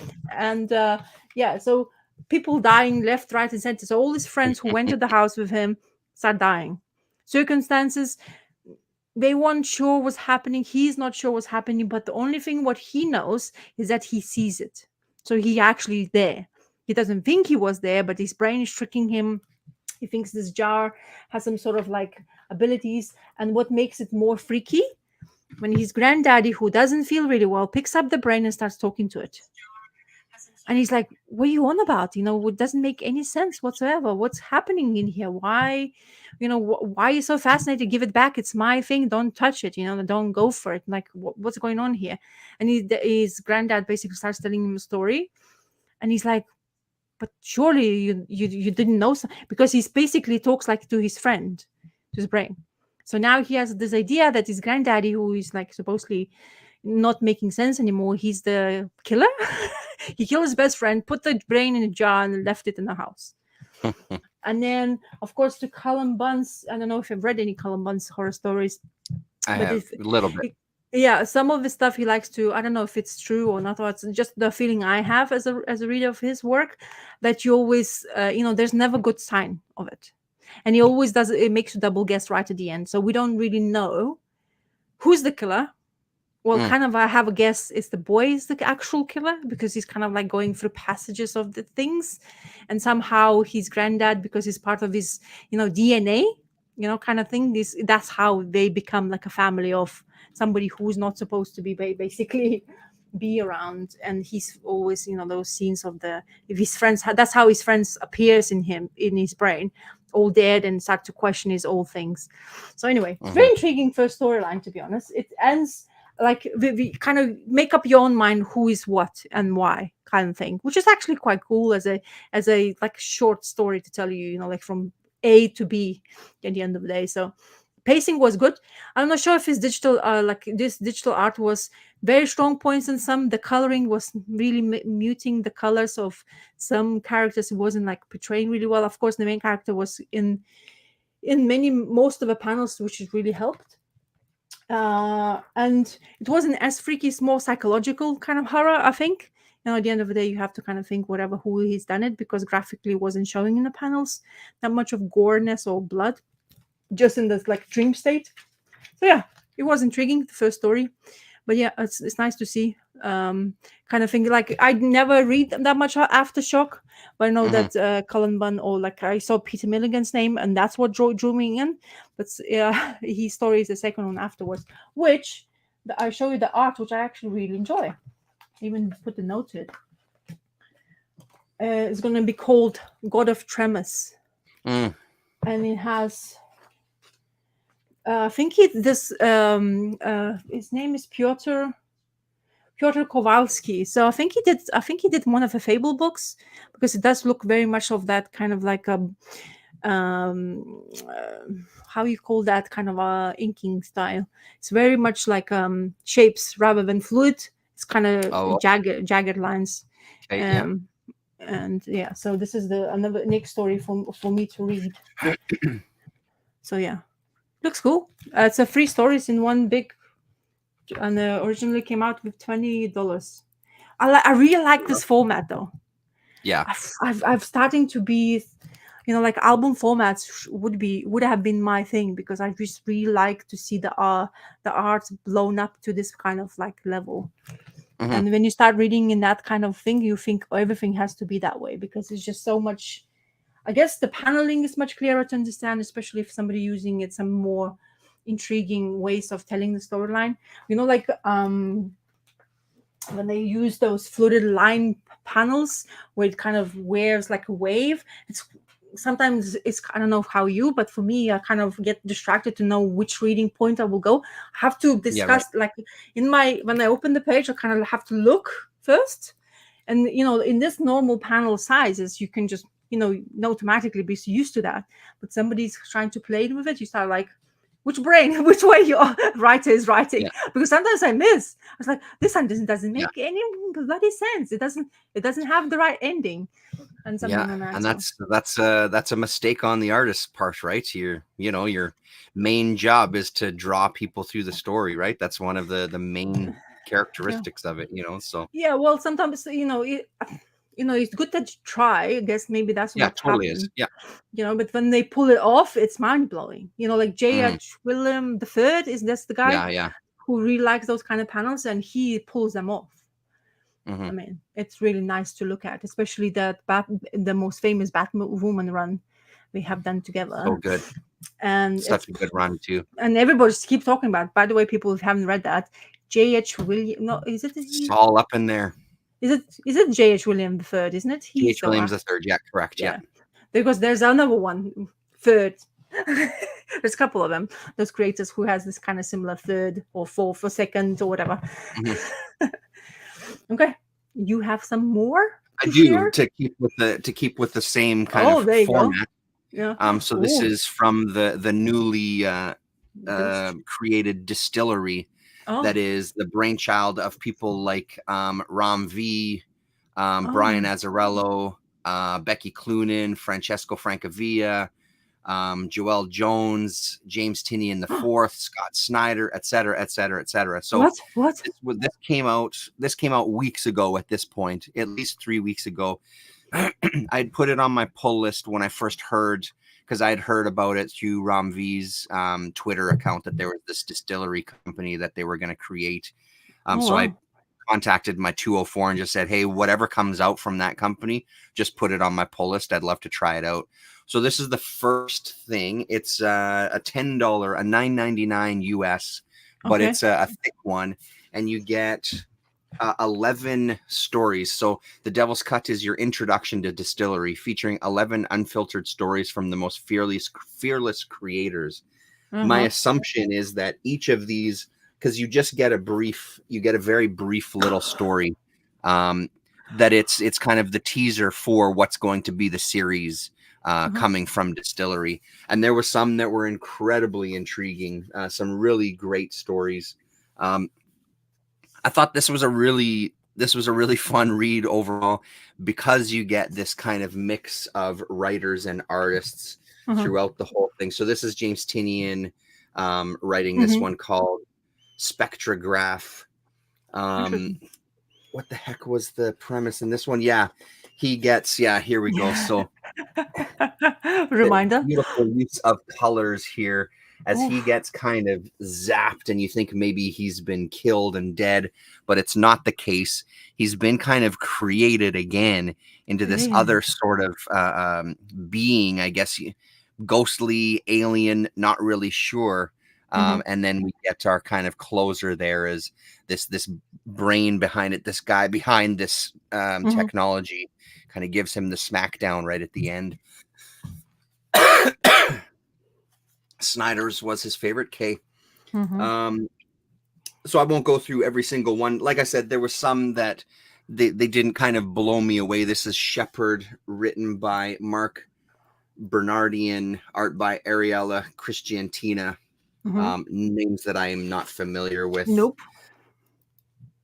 But this one I think was a little more dull to me, because it seemed to sort of be the premise for kind of a generic kind of superhero story, like a super soldier type of story. And I find that stuff a little too played out. It's not something that appeals to me. So Your Small Guide for Handling Big Trouble for Operatives of All Fields is kind of this next one here. 8 Rules to Make It Out in One Piece. So this very kind of cartoony style coming up here. And that's cool. Yeah, I mean, I feel like I'm at a bit of a loss for words for some of this stuff. It's a really fun anthology. I think it's a really great way to introduce your company. It's a really great way to give people kind of samplers of the stories that are coming.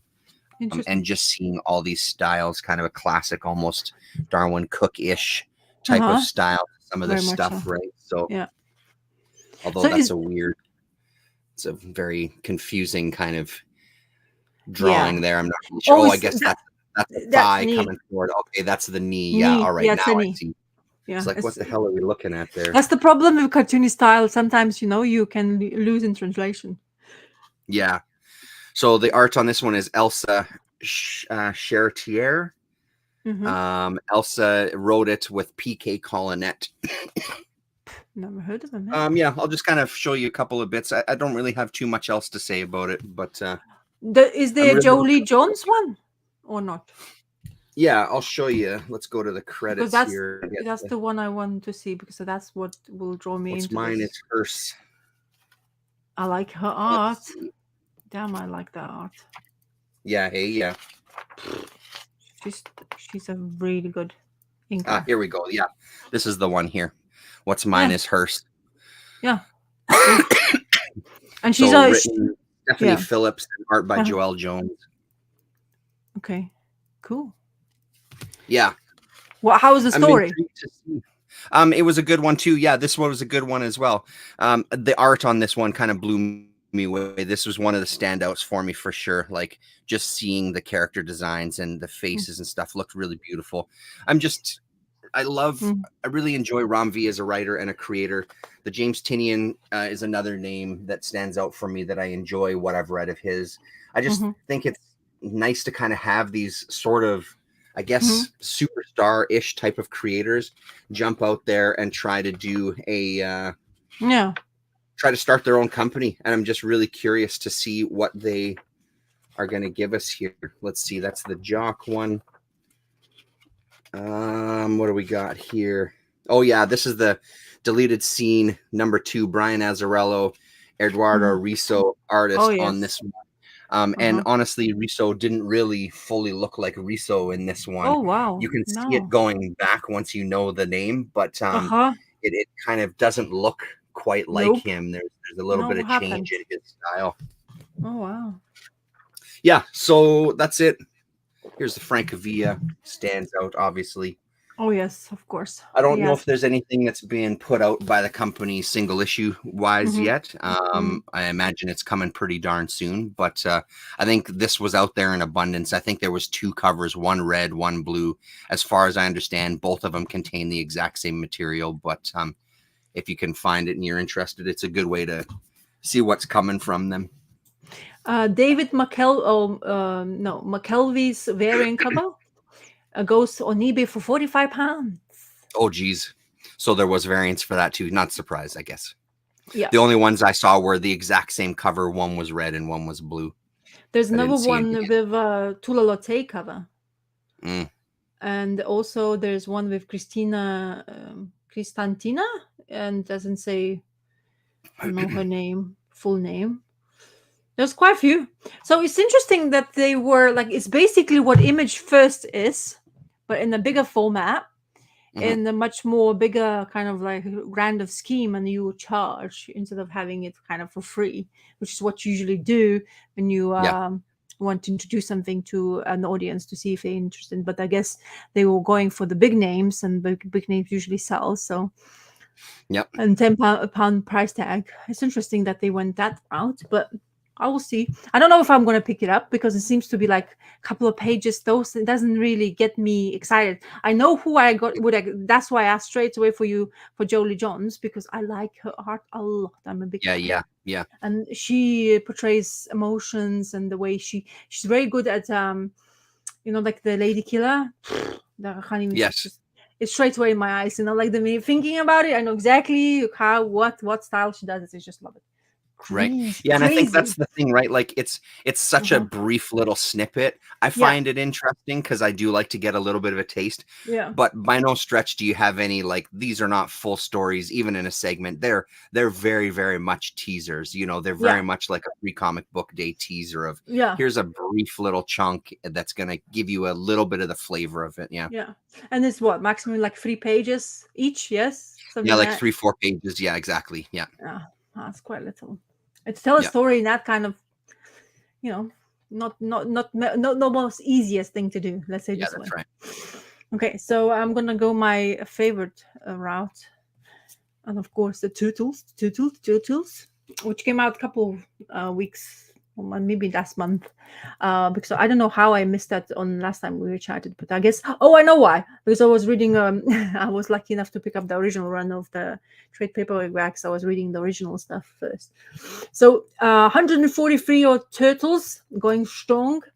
So we have at the end of a creator. So Sophie Campbell is finishing her goings on with a turtle run. So she's leaving. I'm not sure which issue she will be.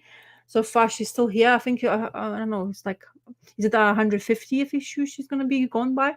I'm not really sure, but her run is coming to an end. So collaboration lasted very long with her, 50 issues odd, or like 40 issues odd, which is quite a long run for creator.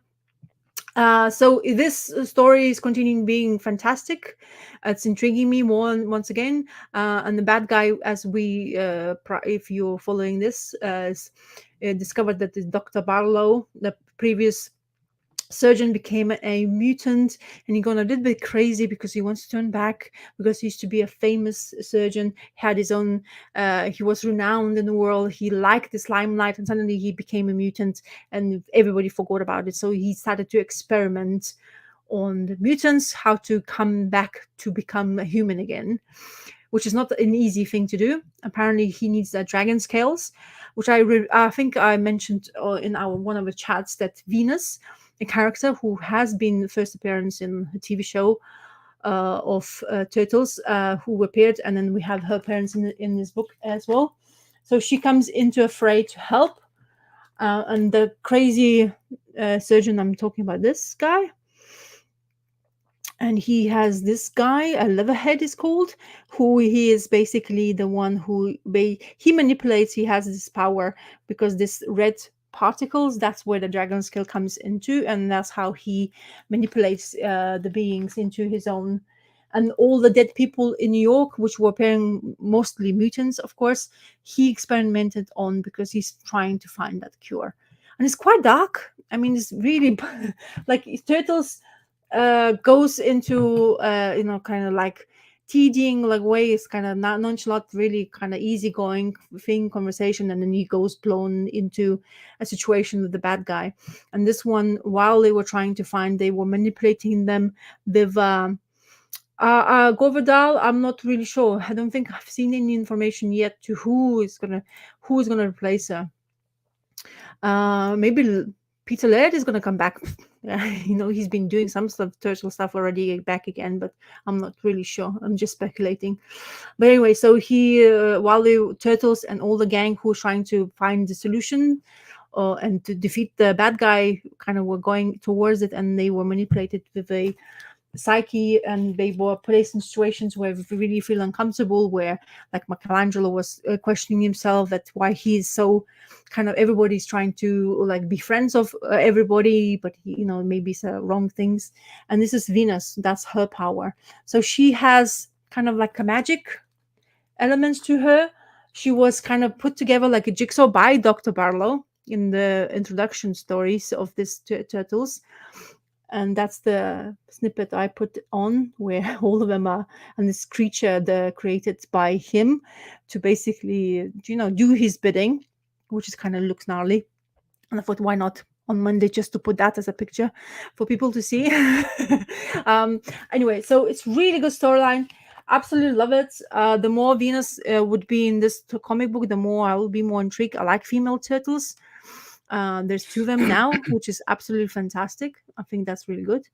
We'll see. It makes me excited for turtle books. I mean, I'm always excited about it. So that's it's always, yes, the drunken sailor turtles, and it's good. So yeah, it's really good story so far, and everything is going like it's back from having that event book and coming back to basic concentrating on one villain at a time. It's actually the best way for me to read the turtles, but whatever. It's another thing which this turtle book gets numerous covers as well when it comes out. But I always go for the A because I'm just maybe OCD on that part. It's like number A, no B, no C, no D. Only when Terrence says to me, and I get that. Yeah, right. I get influenced by. But yeah, it's really good storyline. Barlow is getting to do something, and he's kind of like they are, and there's this just advertisement for whatever it's coming on IW, and more turtles and Splinter's Fate, and it's just so many turtles. That's why I only stick to the main title, because there's so many offshoots. Yeah, Sure did. Yeah. Unfortunately, you missed it. Just to prove you that we didn't lie. Is this? There you go. Really good, by the way. If you go back a little bit earlier, I don't know how earlier we did it. Yeah. Yeah, I think that would be fun for sure. Yeah. Yeah, I think the action scene. I mean, in generally so far, Turtle is also the same kind of realm like Hellboy used to be. They get creators to work on it, but they still have the same look to them, because they kind of like it's just the realm like Hellboy has his own. Also, talking about Hellboy, just a snippet information, the new game coming out of Hellboy, I think, is it 20th or something, around the end of the October, they're going to come out with a new Hellboy game. Really? And if you follow anything Hellboy on Twitter, I think you will see snippets of because they're going to show images of the game, and it's going to come out on Switch. I don't have Switch now. I don't know why. Anyway, because So it comes out on that kind of consoles if you are tall on gaming.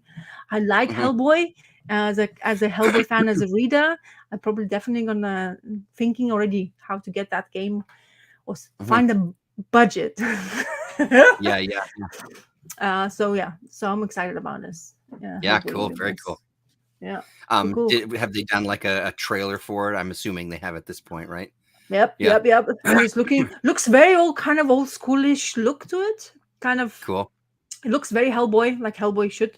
Like Mhm. your comic kind of style art they're using as well. Even Mignola is, of course, is gonna advertise that because it is his creation at the end of the day. But it seems Mhm. to be that he's excited about that.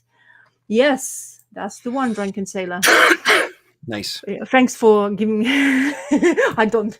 It's the Hellboy, okay? Just a Hellboy game. I Yeah, don't right. know how. Yeah, yeah. Web of weird. Yeah. So yeah, it's gonna be intriguing. So far, looks. I don't know how is the gameplay because it's just a trailer I've seen, but I Mhm. like the art. So I guess maybe I'm gonna Cool. just. I need to see it because I'm a fan of Hellboy and kind of have Yeah, yeah, cravings for Hellboy stuff like that. yeah. Okay. Any more to share? I have another Um, one. yeah. Speaking of Hellboy, Oh look. a comic by a guy Troy Nixie, who Yeah. Canadian guy from Alberta. I was Trout. just looking at his comics Vine. He's done a bit of work through Hellboy as well too. In Oh. that world, he's credited to doing some stuff Oh. for Jenny Finn, working with Uh-huh. Mike Mignola.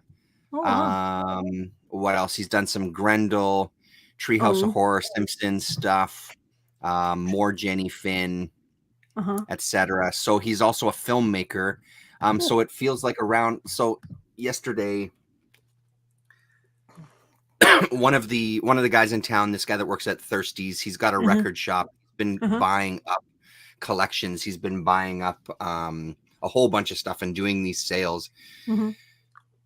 He had one a $2 a book kind of Yeah. sale yesterday, and I went digging through and found a few things. Found a bunch of marquee books from Guy Pearce, which was Uh-huh. also owning the press at this time, 2000 2001. So Uh-huh. this is 2001. Troy Nixie doing this 2-issue miniseries called Trout. Later, he did a 4-issue mini on Dark Horse with the same Ooh. character of Trout. He was also a guy who ended up working with Guillermo del Toro, which is the same guy Oh. that Guy Davis works for now too. Uh-huh. This was a fantastic little story, and again, it makes sense looking at his comic Vine list of the people that he does work for, and the fact that he went into filmmaking and becoming a director. This is kind of in that world of there's this kind of storytelling fairy tale-ish type of world where Oh, there's look at that.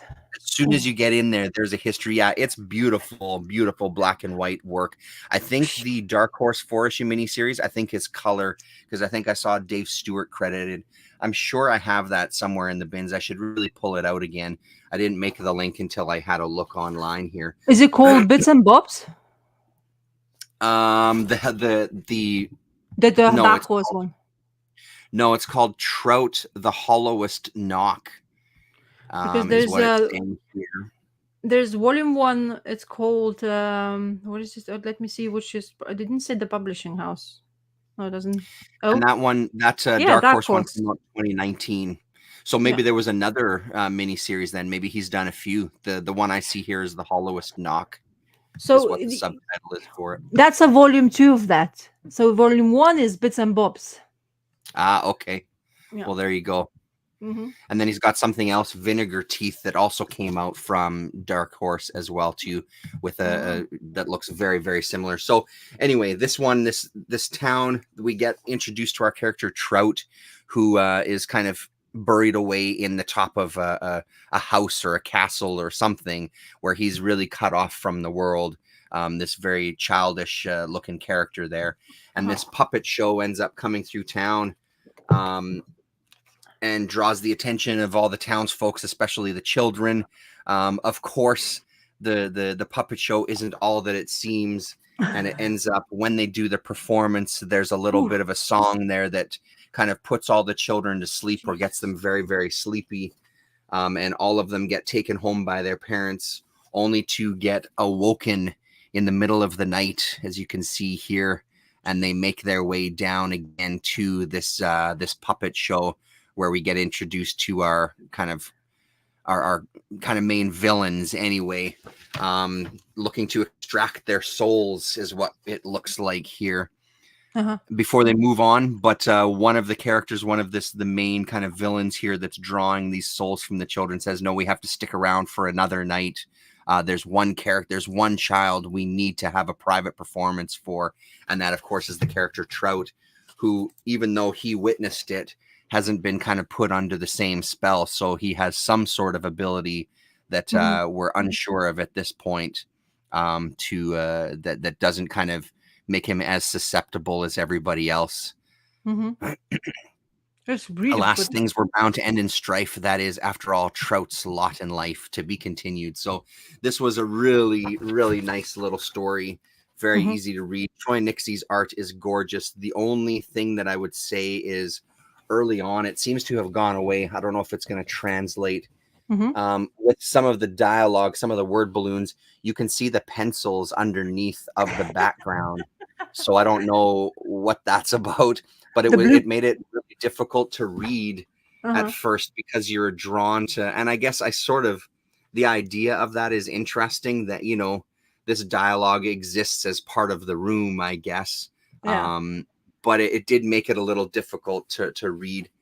And now that I'm looking at it, oh no, it happens through the whole thing. Yeah, so it does happen. I guess I got used to it because I didn't notice it the further along the story went, but it did throw me at first because you can still see it in the background there. But this black and white art is just, it's gorgeous, gorgeous stuff.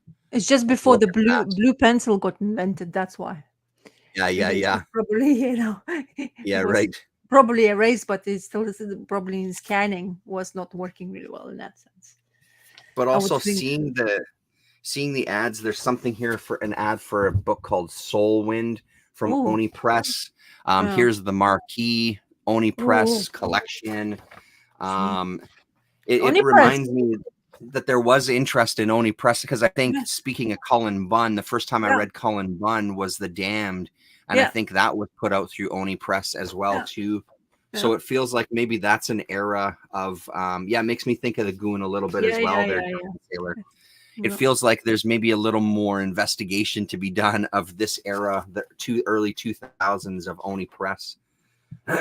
And then this we have a write-up from the editor in chief, because September 11th has happened, or the 9/11 has happened. So this is kind of their first book back after that. So there's a write-up on the horrors that happened there and how people felt about it. But Jamie, the editor, he was working for the DC comic books, and he was in charge of he was working in Vertigo as well. Jamie is rich, and he's a good friends with Jolie Jones as well, who is invited to go to work in DC comic books as well. Right. And that inking for black and white is the most freakiest way you can introduce the freaking, you know, like the shadowing that he's used. Yep. Oh, it's so freaky when they, you know, like almost the whole face is in shadow and you just see the glowing eyes. It's just like, exactly a way to use the black and whites, don't you think? It makes me want to hit those bins again at Thirsties though, because I feel like, because it was very random, it feels like there must have been an issue 2 in those boxes somewhere that maybe I missed. Do you want me to show you the and cover I found a whole bunch of marquee books there that I've never seen in person. And then all of a sudden they were all doubled. So they're going to you. They're going to make it the mail to you there, Rasa. Oh yeah, nice. That's the second one. Yeah. That's the issue 2 of that Trout. So really, really great. Really worth a read. Maybe all this stuff has been collected at some point, seeing as there's so much of it, but I think it's worth a look. And I'm going to dig through my bins. Hopefully the other Trout issues from Dark Horse aren't one of the things that have left the house during one of my calling of comics, you know. The Oni Press had lots of stuff good going for Cullen Bunn. That's where his fame came from. At the end of the Oni Press was the one who published the most. Well, I know what I really like about Cullen Bunn's writing is the Six Gun. Yeah, that's right. Yeah, which I absolutely loved, and I still recommend to anybody who hasn't read it, go hunt somehow. If you get those, they produce this beautiful slipcase covers. the hardcovers, and they were bigger format, probably all know like same format of the Aftershock, maybe. Maybe double guessing, but Mhm. anyway, looked so beautifully done and very Yeah. popular. Whoever buys it, I guess buys it, never wants to sell, but it's one of the best things that came out from Cullen Bunn for me, as that's what I made fan of. So I really liked Mhm. it. I really enjoyed it. So yeah, Oni Press has great stuff. Anyway, yeah, Yeah. lots of Chip, yeah. things. Even Mark Millar, isn't it? Mark Millar's fame came from Oni Press as well when he was, That could very well be. Yeah, could you be. know, the power. Was it the power? The power, is that how it was the book Oh, called? Powers. Powers. Wasn't Yeah. that Michael and then Michael von Oming or something like that? Yes. That Powers Yes. book? Yes. Yeah. Yes. Yes. Yes. That's And the one. then with Gore Vidal here, didn't if Gore Vidal is still here, Yeah. didn't The Killer come out from Oni Press as well too? Our European Killer. Mm. I don't know if he's here or if he's still here. Yeah. He will tell us afterward. And my last thing on the reading agenda, to my happy face, I got hold of Kaya number 9, my comic Hey, book I nice. pulled through, and number 10. And I was like, I asked to come this week. And then I know that Kaya is coming out like next week, probably 11. Yeah, probably. And I was like, shoot, because the number 10 has a cliffhanger. I was like, yeah. Oh, there you go. Go without responding. He says if he thinks so. The killer came out. Yeah. Yeah. And number 9 in issue did not disappoint once again from Kaya. Plenty of action, plenty kind of intriguing twists and turns. She's losing the famous hand, and when she gets swept away by the bat, and she doesn't know how she's struggling. So she falls down because she bits his feet, and he lets go of her, and she drops numerous amounts. I guess she even loses her consciousness. She wakes up and she's angry. She's like, she doesn't know how she's gonna help her brother, half brother now, you could say, isn't it? Because we know the extra information. And yes, and she's like, how? And it's such a beautiful panels, man. This guy, I mean, this book, I think he was really tame in the first couple of issues, to be honest, because Mhm. I think he's Mhm. just flourishing again. Yeah. He's finding his comfort levels with his creations, because it's another guy whose panels work for him. It's like he knows how to use them, how to tell a storyline. It's very simple story, don't you think? At the end of the day, we have a destination we need to get into, Absolutely. and we're going for towards, and then this is adventure towards that thing. And I think it's really going from strength to strength. I think he's starting to be feeling free when it comes to panel selections.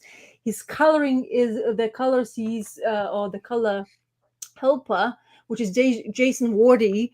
It's really helping this book a lot. I really like this the high note colors as they use them, the limes, the greens, the all the things, the pinks.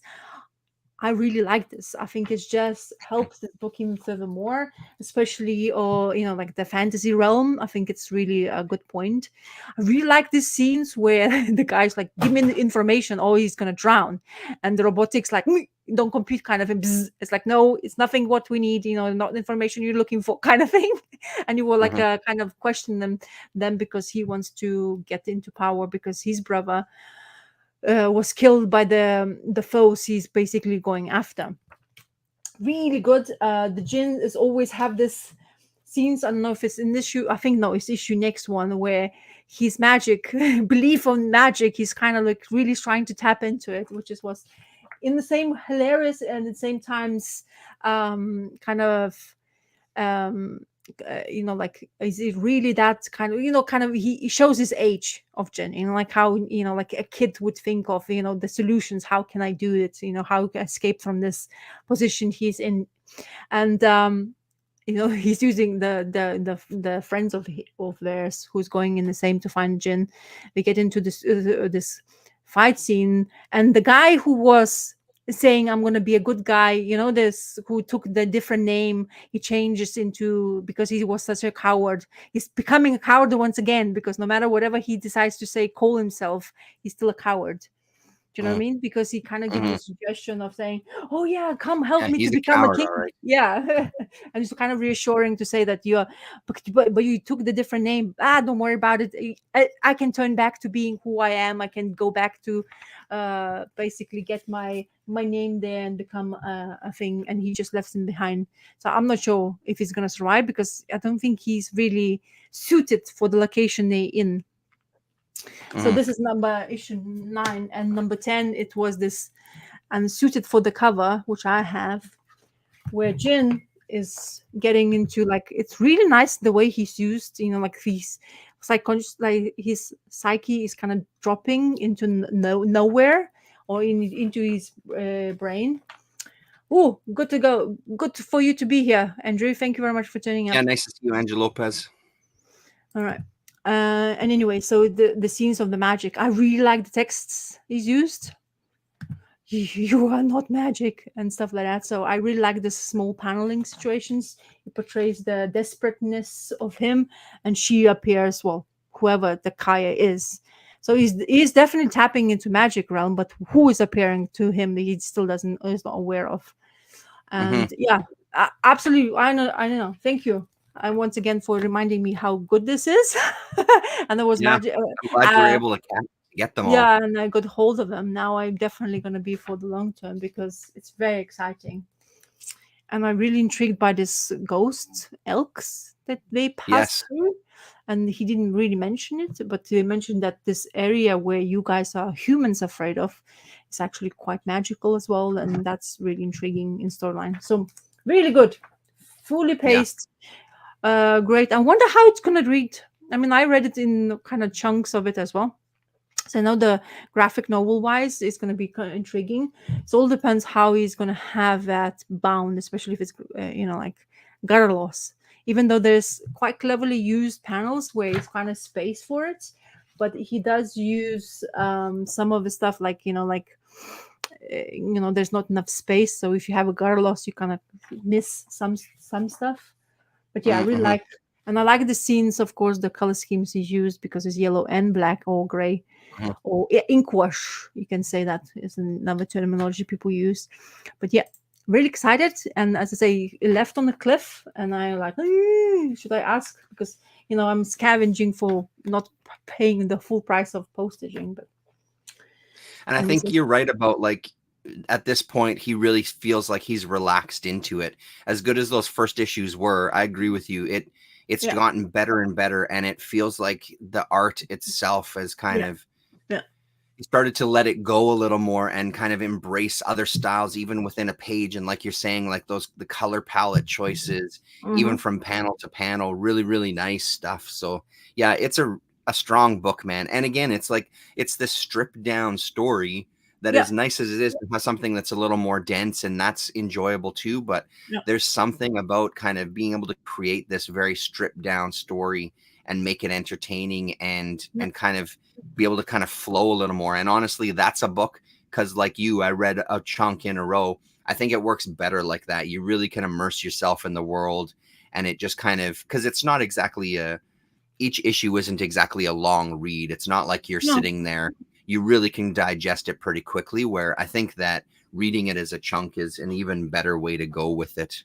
I think it's a lot of I fun. just hope that he's going to be investing enough funds for whatever he's going to print on, especially if he's going to presumably he'll go for hardback and trade paperbacks.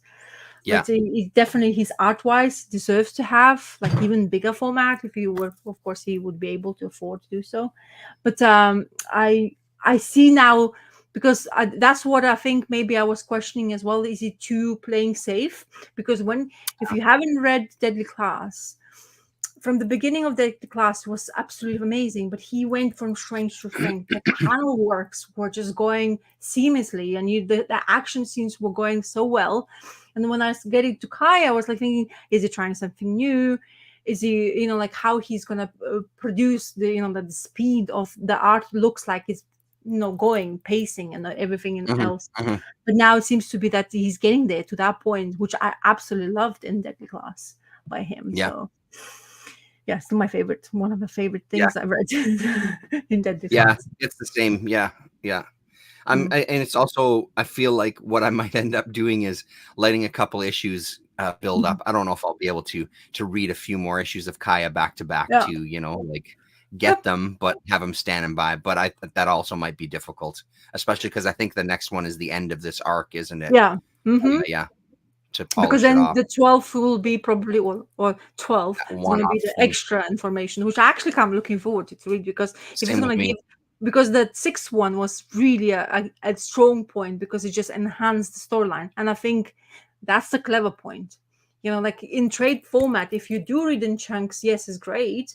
But without extra information, I wonder what people will think of the story Hmm. overall, because that Hmm. sixth issue really helped the story to be what it is now, because the element of surprise isn't there, because of the Kaye is much more established character now in your eyes. So Yeah. her ordeal. You know why she's doing this chore, really, like to help a brother or her brother of hers, but then a burden she has to take with her as well.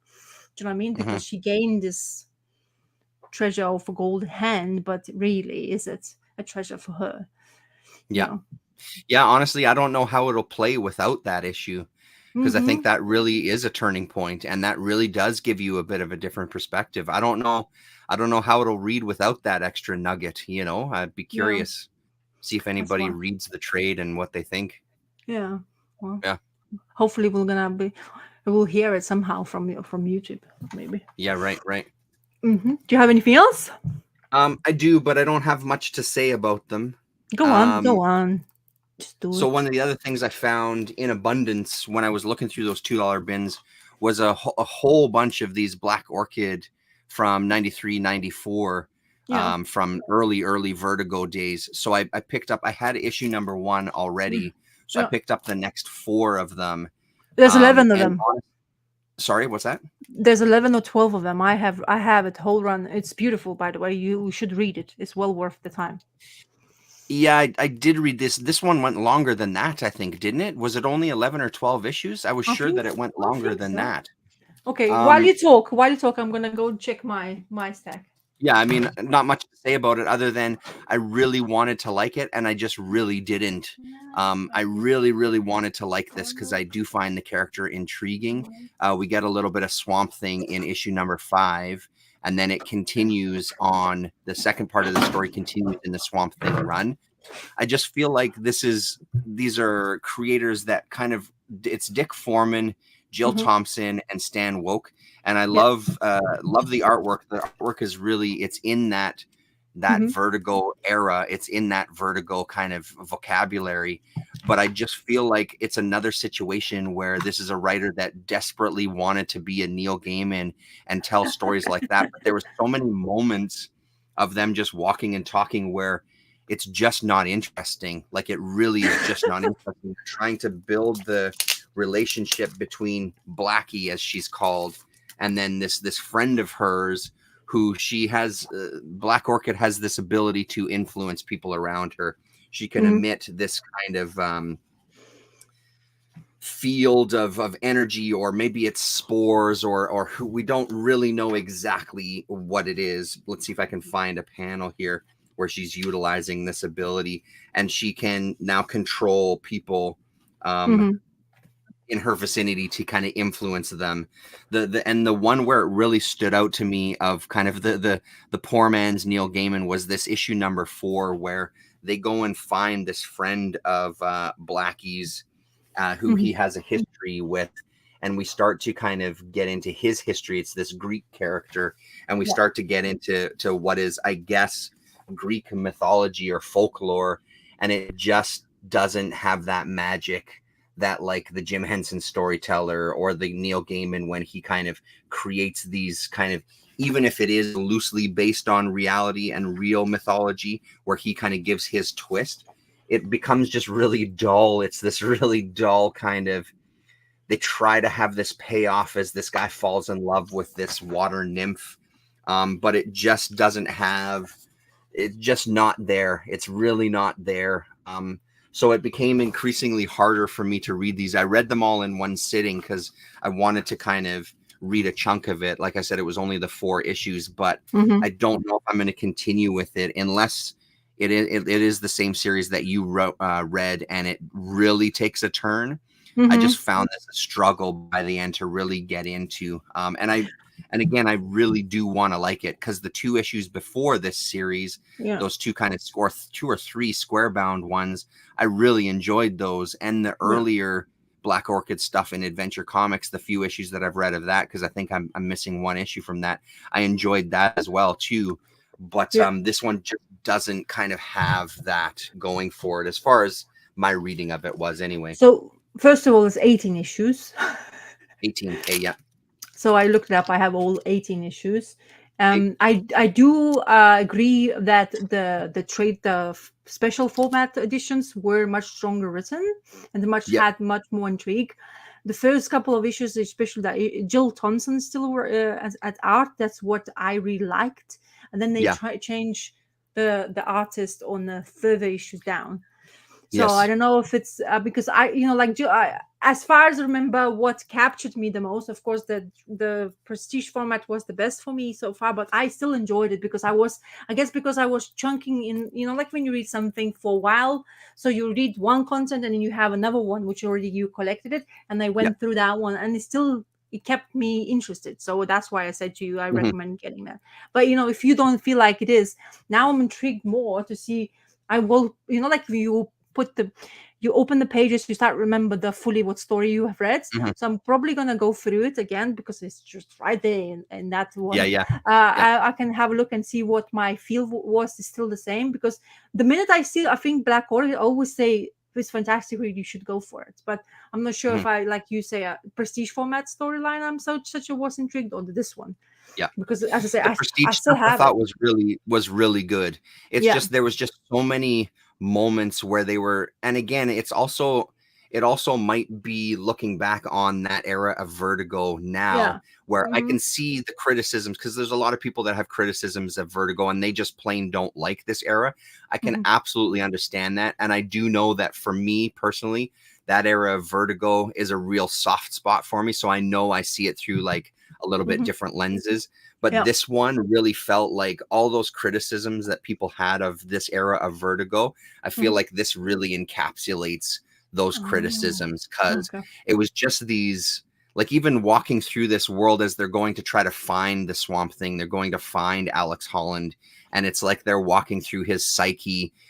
It's a lot of, it's the good stuff that happens in like Shade the Changing Man, for example, where they explore America and how well they're able to do that, or the Mhm. Swamp Thing, where they're able to explore that kind of, that sort of psychedelic world of the character, where it Mhm. works really well in this is trying to do that same thing and it just not working because they just don't have the chops for it.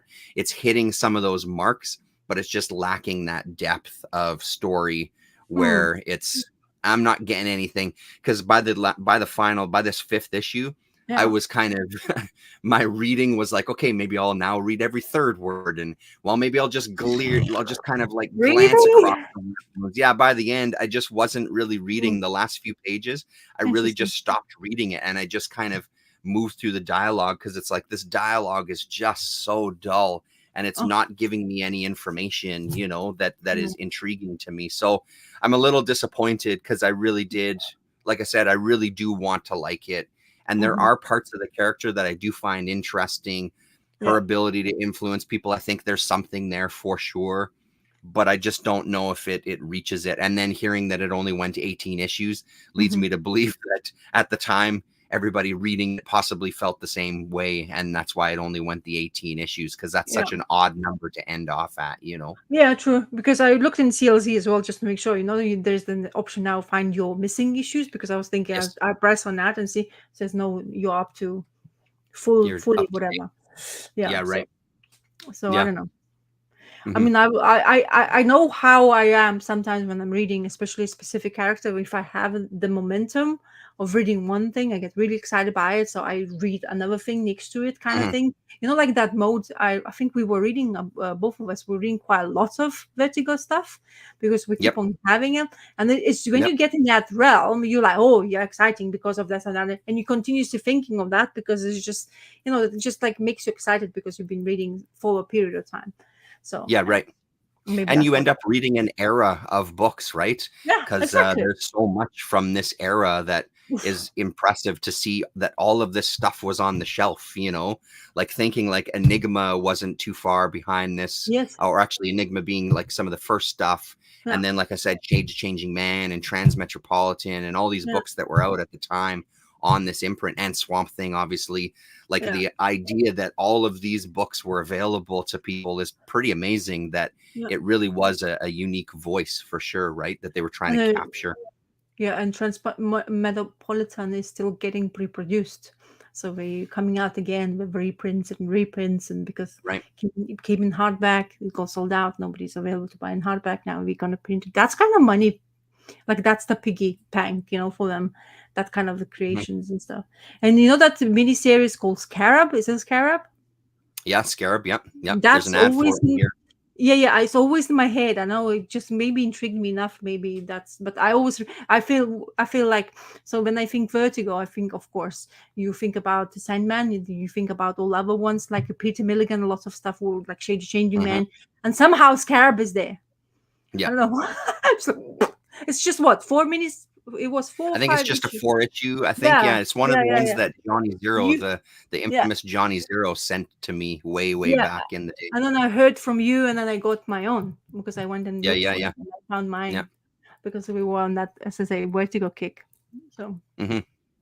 okay. I got a couple more if you want me to fire through Go, them. go, please. I also put this on the list when I saw the advertisement for this Marvel Excuse Age me? number Excuse 1000. me? What is this, Marvel? You picking a Marvel now? Yeah, yeah. Well, I mean, the only reason I picked it up was because Yeah. of the list of creators that were going to be involved in it. Is that? Jason Aaron, Laura Allred, Michael Oh, Allred, Kari wow. Andrews, um, Armando Iannucci. The UK people around will know that name from like the not the Office, the what's the Tech Bros one, the The Richard IT crowd. Iowati. The IT IT crowd. crowd, yeah. So Yeah. he did some writing there. He's Uh-huh. written a bunch for my favorite guy, Chris Morris. So he does a Uh-huh. story in here, which was really Okay. bizarre. Oh. So I had Michael hopes. Straczynski? Yeah, Wow. yeah, he's in it as well too. I had hopes that Mark Waid is in here, that this was going to be kind of like what the Marvel was. Yeah, Veep as well as the other one, Drunken Sailor. Good pull there. That's exactly it. So I had hopes that maybe this would be kind of like what Alex Ross Yeah. did with his Marvel book, where it was going Uh-huh. to be a bunch of short stories by some interesting creators. Yeah. And man, was I wrong. It was really, yeah, it Oh, was no. really bad. There was a couple of stories where the art style was pretty good, like this Yeah. one here, this Spider-Man one, I guess was kind of an intriguing story. Mhm. Ryan Stegman, inks Yeah. by JP Mayer. It was Yeah. kind of interesting, I guess, as Spidey is gonna be late. Peter Parker's gonna be late for another family dinner Uh-huh. because he's fighting people. So it just felt like it was a lot of those kind of stories that Mm-hmm. were mildly interesting with some, I guess, okay art in some of them. But all of the stories for me personally, they all kind of really fell flat. Yeah. I'll show you some of the highlights art wise. Like that one was excruciating. Dan Slott, and this is Michael and Laura Allred on a Captain Marvel story. Oh, okay. Which again, like, yeah, sure, it's fun seeing his art, but who gives a shit about the story? I sure as hell didn't. So what he was able to do with that Marvel book with those Uh-huh. creators is have a guy like me who doesn't really give a shit start giving a shit about some of these characters, because there was some Mhm. really interesting stories being told and some really kind of bold art choices and things, and Yeah. this one just wasn't able to pull that off. Mhm. Here's the Armando Iannucci. He does a Daredevil story. The Uh-huh. premise of this Daredevil story was kind of interesting. Uh-huh. Daredevil getting tinnitus, so that ringing in his ears, and for a guy like Daredevil, it That's, being fucking excruciating yeah. to the point of like causing him Yeah. extreme pain. And what it turns out is that when he gets this tinnitus is Yeah. when someone that he's talking to is lying to him. So Oh. that's the way the lies kind of reproduce Oh. themselves for him in this form of tinnitus. So he has to learn to live with them. like I said, not the worst premise in the world, but the story itself just kind of like it was just okay, right? Yeah. So yeah, I mean, I'm glad I gave it a shot for sure. Yeah. This Steve McNiven Silver Surfer one, Deaf Heaven. The Oh, that art was is nice. beautiful on it. The art is Yes. really, really nice. This was maybe one of the standouts art wise, but Uh-huh. again, the story itself didn't interest me whatsoever. But man, oh man, it was Okay. beautifully illustrated. Really nice kind Mephisto. of texture to it. Yeah, Yeah. I'll show you The- as it kind of keeps going here. These pages were really nice too. Mm, Uh, yeah, like that's really. And I real. like these elongated panels to tell the Yep. story. I thought was a really nice Well, choice. you can see the grandeur of Mephisto towards the Silver Surfer. You know, like Yeah, he's like a small guy, and Mephisto is basically taking over. You can see the mood. yeah, totally. Yep. And then what else do we have? Here's the Jason Aaron and Mm. Pepe Larraz. Yeah, Mephisto does look good in that one for sure. Look who's that Werewolf by werewolf. Lunchtime. How the heck are you? And this Yeah. one is the girl who hates superheroes, and again, just like Yeah. whatever. And then of course she ends up loving superheroes at the end, and Of course she yeah, did. it's just like, why do I care about any of this stuff? Because I really Pepe just is don't. good artist though. Pepe, like Yep. Yeah, no, nothing wrong with the art it's whatsoever. a I bit, mean, I think, like your typical Marvel stuff, but yeah, he's really consistent when and it then comes to art. Observations from the Backyard by J. Michael Straczynski, Uh-huh. Kari Andrews doing the art. And this one Interesting. is, child versions of Stan Lee, Steve Ditko, and Jack Kirby.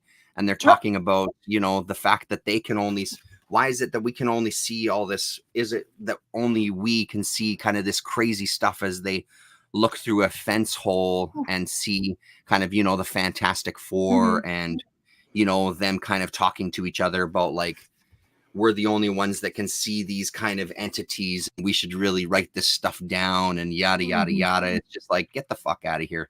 It was a little heavy handed, And then of I've course we get the kind of pin up at the end that talks about how great superheroes are and thank God the oh superheroes are here to save us. Like it uh, was a little much. And again, I'm not saying that those kind of things weren't happening in the Marvel book by Alex Ross, because yeah. they were, for sure they were.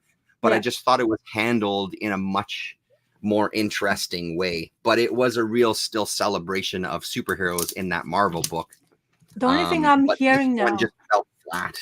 yeah, the only thing I'm hearing about Marvel now is everybody not happy to whatever way they're trying to portray stuff, the way the storytelling they're using, what the kind of like it just feels like the stories are not interesting or enough time has to be invested. People are really uproar when X-Men is the big thing anyway for the Marvel, and they don't not happy about X-Men's way. I tried to get into some of the stuff, and I was like, what the heck? So apparently the guy who's going to take over the X-Men run, he's completely taking over the whole world of it. So we're going to concentrate. He's going to concentrate completely on that.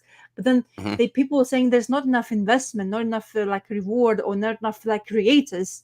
So they trying to get that Marvel 1000 coming out in there. So we're gonna restart the universe like they are starting the cinematic universe, because that's what they're doing as well. Don't forget. Oh, is that what? Oh, I see. Okay. I think so. I'm just guessing what I'm reading on into it, but I'm not sure if it's Yep. complete full information. I mean, like from the outsider's point of view, with really little information. But it just feels like Marvel does not have enough, like, for people to come in anymore, or they tired of it, or because of the universe. Like people talking about new Avengers now, about the movie wise and blah blah blah. And like Marvel always been concentrating whatever comes in cinema, we plaster everything out, and in the comics realm, because that's what usually happens as well. So I don't know. Yeah.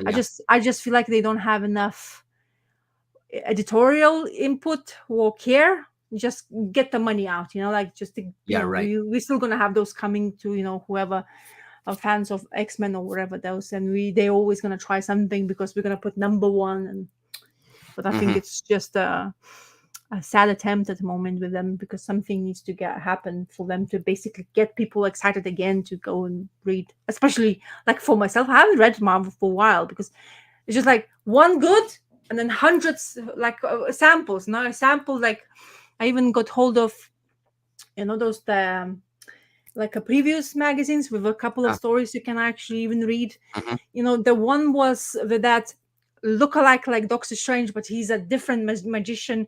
Basically, looks like him, but he's a different Really? magician. And there's Mhm. this huge thing happening where Doctor Strange has come to warn everybody. Nobody's listening. It's like, come on, dudes, kind of heard the story.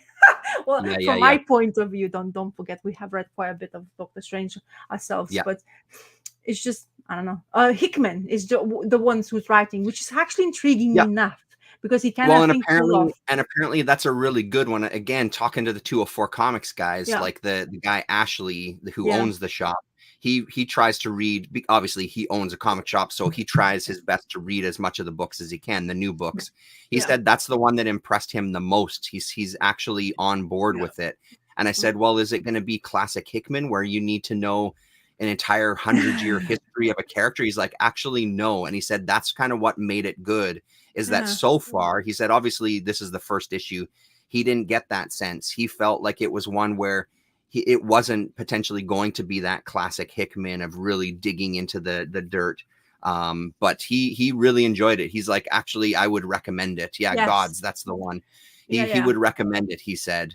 I didn't pick it up, but it was interesting to talk to him about it though and yeah, get that perspective as a guy that, he said, I am far from someone who yeah, kind of sounds the horn for Marvel. I'm not that guy, but yeah. that one was actually a pretty good first issue.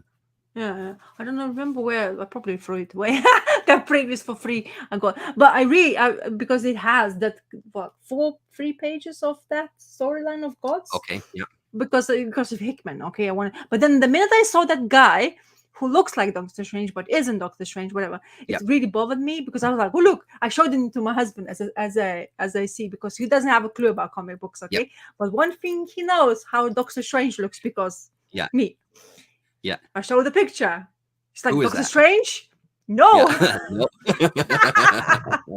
Yeah. So Right. it was like hilarious. But anyway, so yeah, that would be probably intriguing enough because of Hickman. But what also I hear about Hickman, when Hickman comes to Marvel, he gives them this complicated universe. And then they say, when he leaves, everybody doesn't know what to do with it because it's not Yeah, Hickman. that's right. Yeah. So Right. they He's say, a hard act to follow. yeah.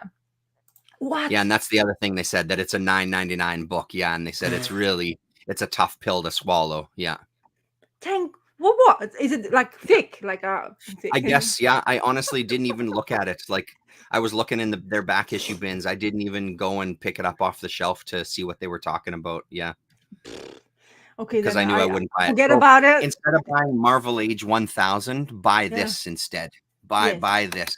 Yes. Buy the Treasury edition of this Marvel book, Yeah. and get this one instead, and get a much better version of what they were trying to pull off with this Marvel Age 1000 in this one, and get some beautiful Yes. stuff here, like great page to open up to. But Well- it's far more interesting. Even the X-Men stories in here are more interesting. The and classic. that's It's a coming classic from me. X-Men, by the way, non-X-Men's. That Yeah. was a classic X-Men, and then the classic. So yeah, Avengers. this is the one to get your hands on for sure. Yeah, Instead And of the- that Marvel Age book. and the format will help as well. That reminds me. Yep. Okay. Okay. Still Thick book, doesn't. don't know. So yeah, probably like at least a double-sized issue then, probably. Yeah. I wonder. I need to. I usually when this kind of comes out, I also give a headache to my comic book guy, and because he needs to keep up as well. Because I said I'm trying to keep up. I don't understand half of it. I don't even know Opa. That's There you quite go, a bit. 60 pages. Yeah, yeah. He said sometimes because he's the one supposed to recommend you what to read, and a lot of people always first thing they say, "Oh, DC or Marvel," and he's like, honestly, have a look in the wall, see what you like about which character you're gonna pick, and I'll try to describe you what's in there, because he said I'm struggling most of the time because I can't keep up because there's so much happening and always number one. But he has a couple of people subscribers who actually goes for those books anyway. So, but he says Hickman is intriguing as always, he says, but it's always when he leaves, what's going to happen afterwards. Yeah, right. Because that's what apparently there's a thing now. Hickman comes to Marvel, creates a universe and ruins it in the same time. Yeah, right. Well, but I mean, the thing is, he only wrecks it because nobody is as interesting of a writer. They just don't know how to pick it up, right? Like he No, but lays out all this probably a treasure trove of stuff to mm, explore, but people just don't know where to go with it because I think a lot of the mainstream writers, yeah. I mean, I don't want to make this about shitting on them. I'm gonna almost stop myself, but I'll say this one last thing of like, I just think that they're just really Mhm, ingrained in a specific style of writing, and that's mhm. partially, or it's mostly, not partially, that's mostly the fault of Marvel. Yeah. Maybe not kind of encouraging some exploration where they do have a house style. Although, again, like I know people argue with me about this, but I do truly believe that Marvel, DC, even the stuff when DC takes chances on stuff, it still is really within the wheelhouse of DC stories. Yes, I Yeah. understand there was Vertigo, and yes, I understand there was Elseworlds and all those things. Yeah. Absolutely. But I do feel like Marvel is a little more willing to take chances with some We used artists to. and writers, to go outside that box a little bit, right? Yeah. So, and I think the a lot of the mainstream writers just don't know how to pick up that ball and kind of take it further, right? So Mm. take it for the try. Take one for the try. Let's see, yeah, Oh, somebody's going for rugby. right. Yeah, I was trying my best there. Yeah. So then just the last couple Oh, here. go on. There was one other issue of Oh, there Batman: you The Adventure go. Continues season 3. I Uh-huh. had forgot that there was one more issue coming, and honestly, after reading this one, I think I might not have read issue 7 because I was a little Oh, like, wait a no. second, how did Talia al Ghul get here and Catwoman, and how are we in a Ra's al Ghul story? Oh, This was my. fun. It was as you would expect. It was a nice kind of conclusion. I Yeah. love Talia al Ghul. I know that Gore Vidal does as well. I Mhm. love that they had Catwoman and Talia in the same book together, That's and cool. a little bit of I like Talia. jealousy coming from Catwoman. Mhm. I always love a good Ra's al Ghul story. Yes. He's imprisoning all the villains. He's made kind of his own Cool. prison underground to really like, you know what? Enough is enough with these fucking guys. We're gonna Mhm. imprison these guys. They're never going to escape. I will never let them escape. As he's kind of going more and more mad from the Lazarus pit. So this was fun. This was fun stuff. Yeah. But of course, they all escape, and Man-Bat ends up helping out, and all this kind of stuff. And Mhm. but yeah, it was kind of one of those kind of classic Batman animated series books. And I mean, look at that cover, like that just Yeah. screams that show, right? It's Of such a course. Yes. classic look to that. So it was fun. Yeah. Talia facts. Yeah, absolutely. It was a fun kind of wrap up to season 3 here. I'm guessing they'll continue with it. Yeah. I don't know if I'm going to continue with it. I say that, and I'm sure I'll pick it up, but I'm way more interested, like we've talked about, in the audio adventures. I'm way Yeah. more interested in that. Yeah. And then kind of finally, Oh, these two look at kind of you. work together so well. These were, I think, I can't remember if both of these or just one of them Uh-huh. came from Nate. I don't remember if I got both of these from Nate or not, which is going to happen now that there's so many more books in this house.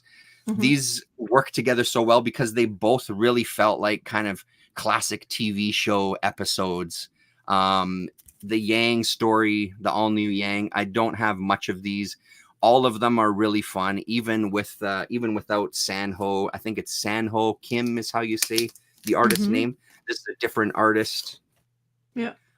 It was just really fun. Kind of felt like a classic lone gunman type of TV episode where Yang comes into this town and kind of helps them solve the mystery, like a Littlest Hobo or a MacGyver episode or whatever it is, right?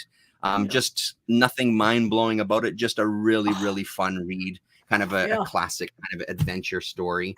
And then Mhm. it was the same with this Jack Frost. I have another issue of Frost that I did not like at all. Mhm. But this one was really great. And for the exact same reasons, a really kind of rough and ready kind of character, sleeps Mhm. with a gun under his pillow kind of thing. As Jesus. this woman comes to see him and he almost shoots her, he gives a warning shot. Jesus. But I mean, look at how we illustrate him coming out from leaping up from the bed. You can see all Oh, the kind of the classic shadows look.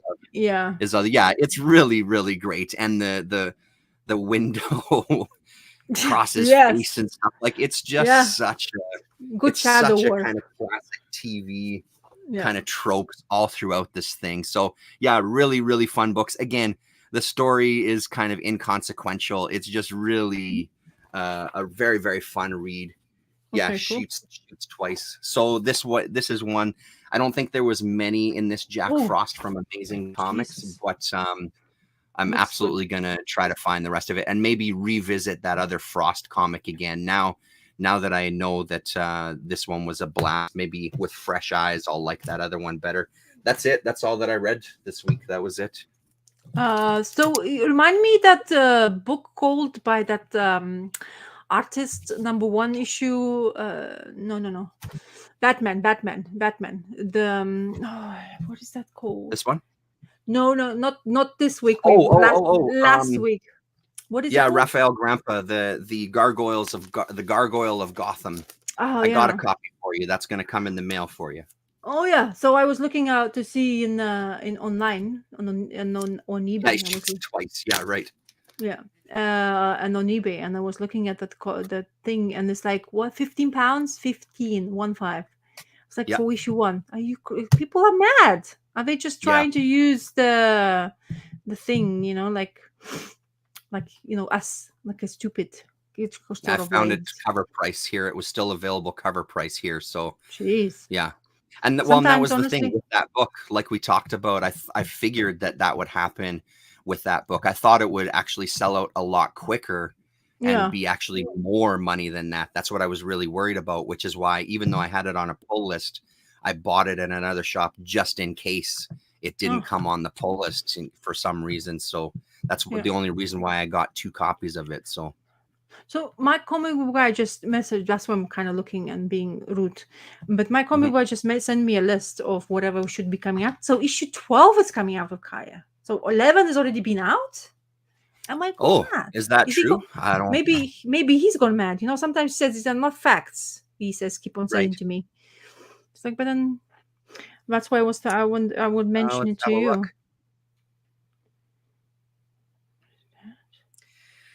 Doesn't say. Well, it does. Well, actually, it says release date of September 20th on CLZ.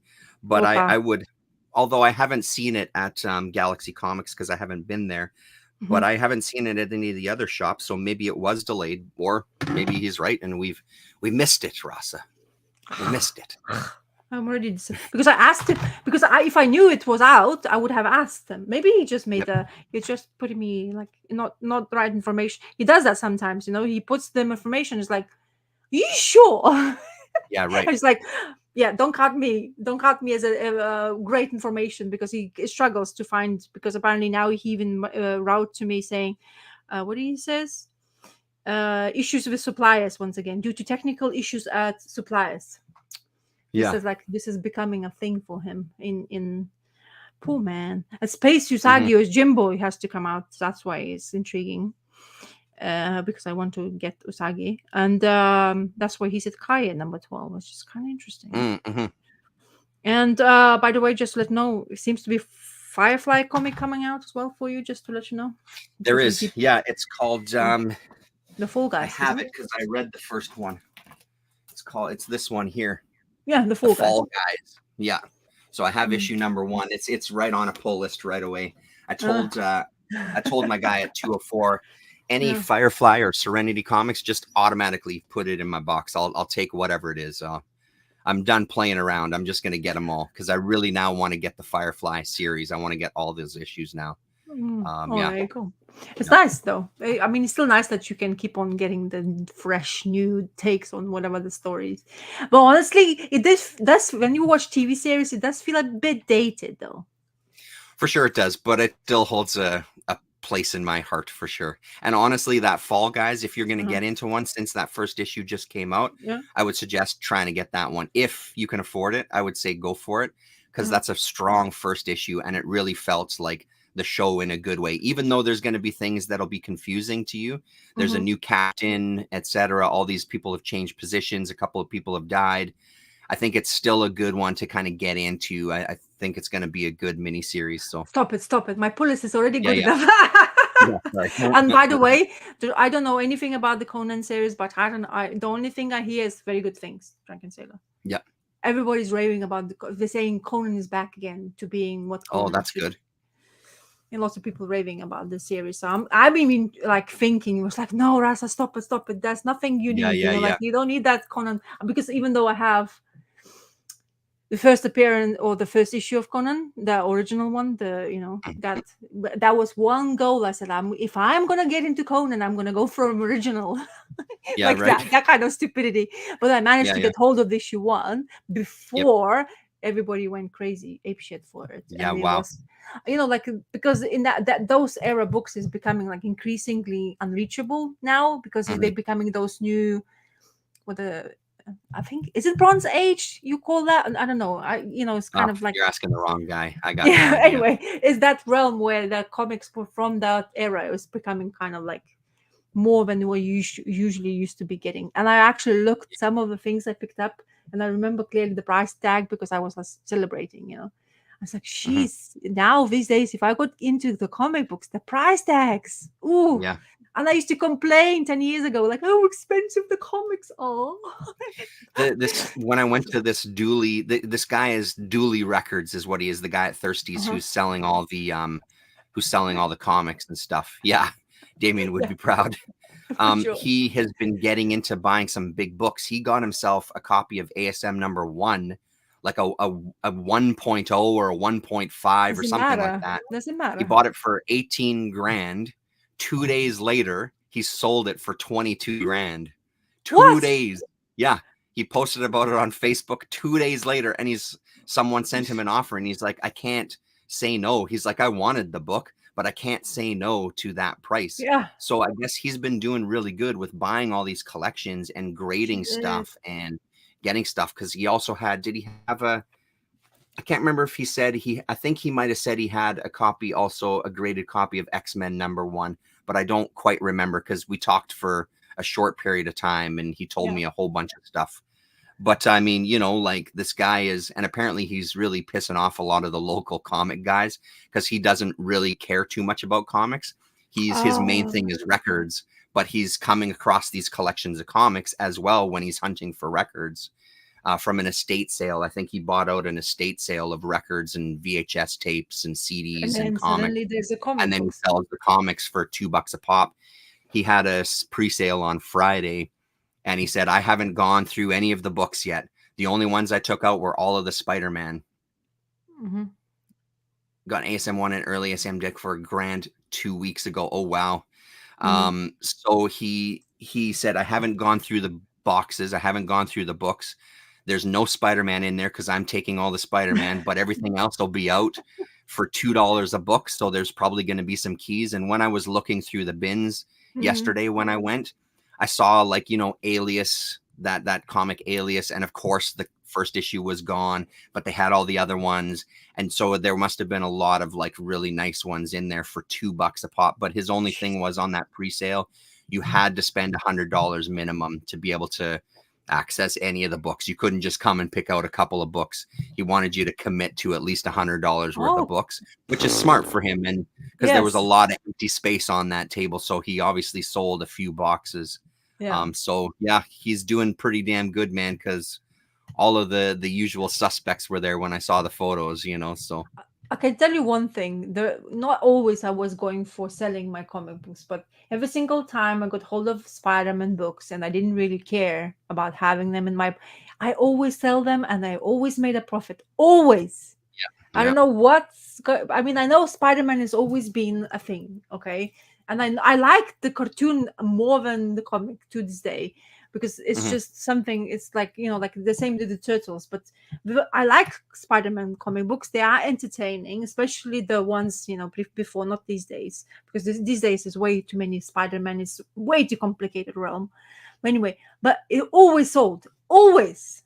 I put it in. I know one thing for sure. I will make money because I put Spider-Man book on. And it's like, I already, like that kind of stupidity where it was like, oh, what I'm going to buy for selling these comic books. Yeah. Basically, I knew I'm going to get some cash, for which I bought our comic book. So all those Spidey comic books, I remember was basically towards more comic books, because I just like knew, okay, there you Mhm. go. I would gonna go. And I remember there was once, just only once, when I went to that London comic part and I found 80s Spidey books, with all the now, like really now it's really popular, all this Yep. coming back, McFarlane stuff, like I Yep. used to get those as well. I sold them all. I was like, shit, did I have to? But I still have, like, I have a couple of them, like Venom's first appearance, just because I like Venom in general as a villain. I think he's the most intriguing character of Spider-Man to have, and my husband is a big fan of Venom, so Mhm. keep it, not selling. Maybe, of course, Mhm. one day definitely gonna happen. Mhm. But some other ones, like I always wanted, this is one thing I always wanted, Gwen Stacy's for death, like the Yeah. 121. I Yep. really like that ghost kind, those faces cover, or that, Yep. the cover yellow, and Classic cover, man. I love the yellow cover. Yeah, right. Facsimiles came out and it was like £5. But no, I don't want that. I want an original one, but I never, Yeah, like, yeah, yeah. because I'm frugal. I like to look for a deal, like the steal or Hey, man, who doesn't? the Yeah, gem. everybody likes to look for a deal. Yeah. Exactly. So, and there's always one comic book I always think about, you know. And then don't Mhm. forget about if you start even going to the Spider-Man's collecting, Jesus, the first appearances, all the characters like Kingpin, Yeah. forget about it. I mean, now it's like out of realm of like thousands of dollars or pounds, whatever. Mhm. Mhm. But hey, if you want to make money, buy those 80s Spidey and sell it. Well, and that's the thing with this guy, right? Yeah. Like, if you have a business where he's obviously got a lot of cash that he can invest into buying collections and stuff, like, it's a And smart this, thing to do, like, invest in that shit if you're that kind of guy. And we've got yeah, a really good market out here for it. Like, we got a lot of the comic addicts out here that'll come and buy your looks stuff like pretty damn quick. Manitoba is the place to go to buy to get some comic books. Feels to be, yeah. It sometimes feels like it's the place, right? Yeah. Gore Vidal, it's the place. Oh, Texas is still the strong in his blood.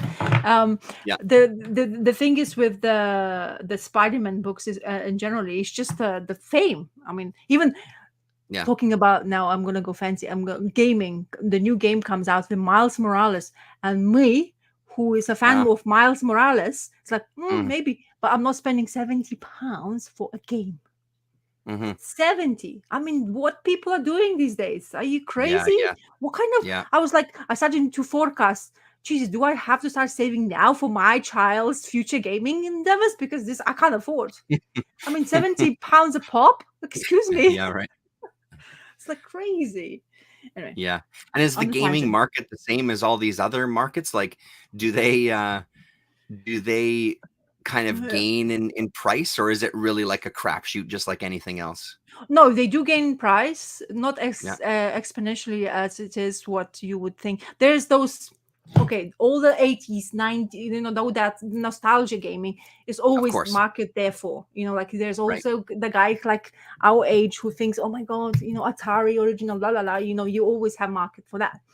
What the market of gaming these days have had is the actual games where if it becomes really popular, it's always going to sell it. You kind of make more money a little bit, but not as crazy, like has to go really wild for the people go Yeah. mad for it. But what they're trying to do now, no more physical gaming, so people can't make more money anymore. Yeah, Let's just do right. everything online. Like, Steam is very popular. Yeah. You don't buy factual games, because in here it's extremely popular to go to the shops which you sell your gaming. That's how I basically game. I sell the game Mhm. to buy a game, because then I never have to spend an extra cash, you know Mhm. Mhm. and then this how it pays for itself, like. But now if you're going to continue, like, the new thing they want to do is, or to be part of community, let's just completely get rid of this factual things, because we're going to go green and not getting you any more game. Yeah. So your child can't go to the shop like that anymore. With the game, he makes the extra cash. It's like, gets excited, gets another game, which is actually kind of Mhm. introduce you how to, like, basically make a deals, and all the fact of money and all that stuff, which is great. I used to Yeah, be right. thriving. You know what I used to do? My dad used to, well, to this day, but he drinks quite a few beer bottles. In my Yeah. country, used to be the one thing. I used to collect beer bottles to make Yeah. cash. Yeah. And that Right. used to Yeah. be We used such to do a that as well. thing. I said, Dad, Yeah. hurry up, drink that beer.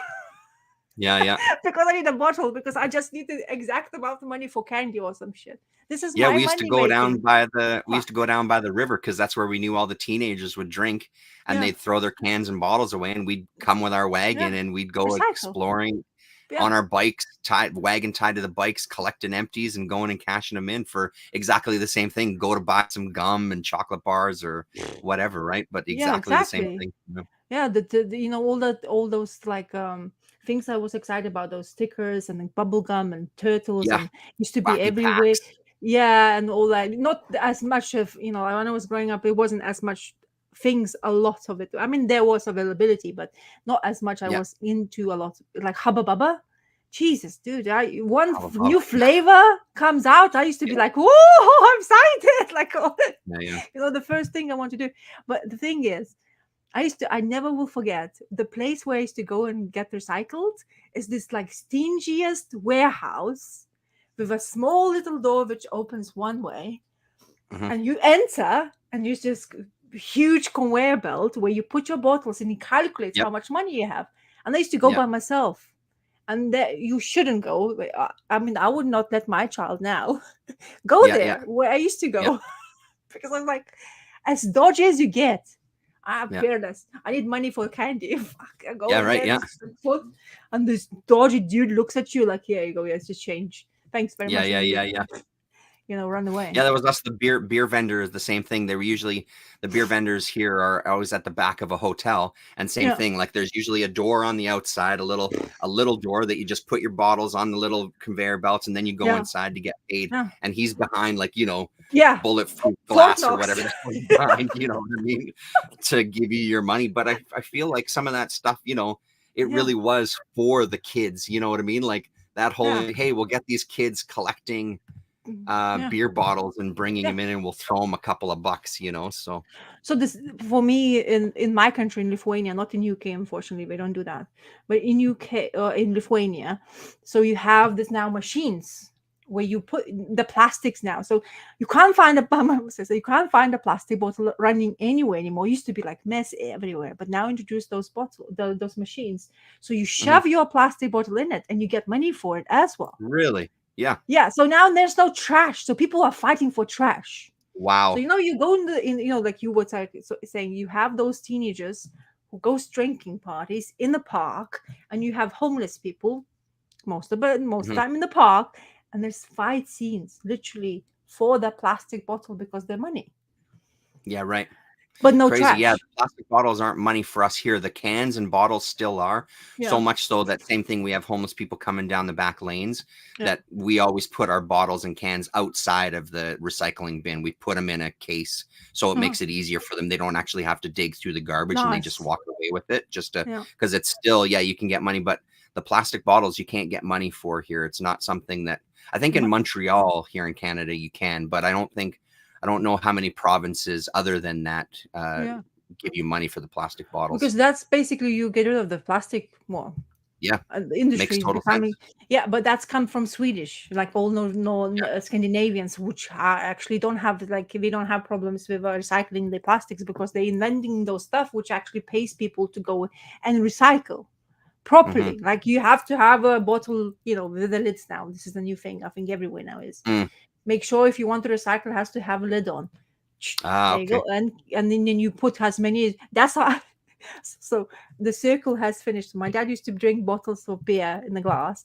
Now he Hmm. drinks the beer in the cheaper one he wants than the plastic Yeah, the bottle. And now 2 liter he bottle. recycles to get extra cash for no more beer, Yeah, right. which is Yeah, absolutely hilarious. The man, yeah, what could man do for his beer, man? Jeez. yeah, He's right. the blood for Yeah. him. He says the blood is beer, not blood, you know. Yeah, yeah. It's crazy. Anyway. Just speaking of the Steam thing, I Yeah. recently played. I'm Go closing on. to look. Yeah. Hollow Knight. I'm playing Hollow Knight. Yeah. I Oh, played. yes. I finished a game called Little Nightmares. Do you know the game Little Nightmares? I think I've seen it, but I don't think I played it. I There's know there's the 2 of not. them out and I think a 3rd one coming out. Watch a Oh, trailer for Little Nightmares. okay, we'll do. Fun game, man, and again, speaking as a guy who's not really a gamer, I Mm, enjoyed that game quite a bit. yeah. It was a side scroller, but at certain points, you could walk into the image as well too, like, you could go that dimension, which I Oh thought was wow. really clever, Mm, but it's a pretty fun little game, man. yeah. Yeah, and then Hollow Knight I'm enjoying, but it's a little too difficult for me. There's Uh-huh. some fights that I'm getting into now where I just am not that level of skilled. And then another one called Inside, which was Mhm. really, really great. Was Oh it yeah, that's Inside or another one. Limbo? I Black and can't white remember as well, what. isn't it? Yeah, but I can't remember if it was Limbo or if it was Inside. It was one where Yeah, you Limbo end is. up, yeah, Mm. you end up going to find this. There's puzzles. You put on this helmet and you can control these sort of zombie people.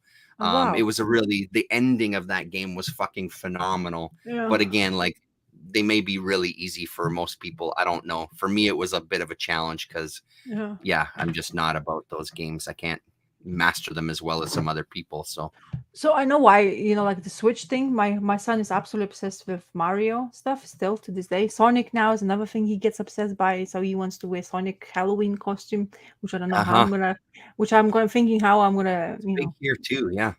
So he's all Sonic because the whole school is Sonic apparently. So Yeah, that's the right. way he just like Echo, like because he repeats after everybody. Anyway, he watches a lot of the Sonic gaming things on YouTube anyway, and Mario. So now new Mario coming out, which everybody's excited about. So I am excited. Mhm. I like Mario. I always did like Mario games. Very frustrating as well.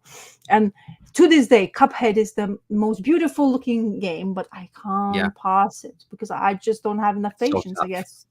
I Yeah. don't. You just have to know all the buttons to press up and then shoot, and then. As much as I loved playing Cuphead, I spent most of Cuphead watching my son play it, because he was way better at it. He could actually beat the bosses, and I would just sit Yeah, back on the couch and pretend like I was watching a cartoon. But yeah, the carrot is the where I'm stuck. It's like level what, 2, 3, and I can't beat the beautiful. carrot because he shoots Oh the yeah, yeah, carrots and the carrots from all directions, and I keep on jumping and I keep on losing the heart. All that stuff. yeah, Anyway, yeah. talk about gaming. Anyway, yeah, All right, we're gonna finish this yeah, endeavor on Monday. yes, Thank you very much for people who turned up without yeah. notice, really. So it's nice to hear from you all.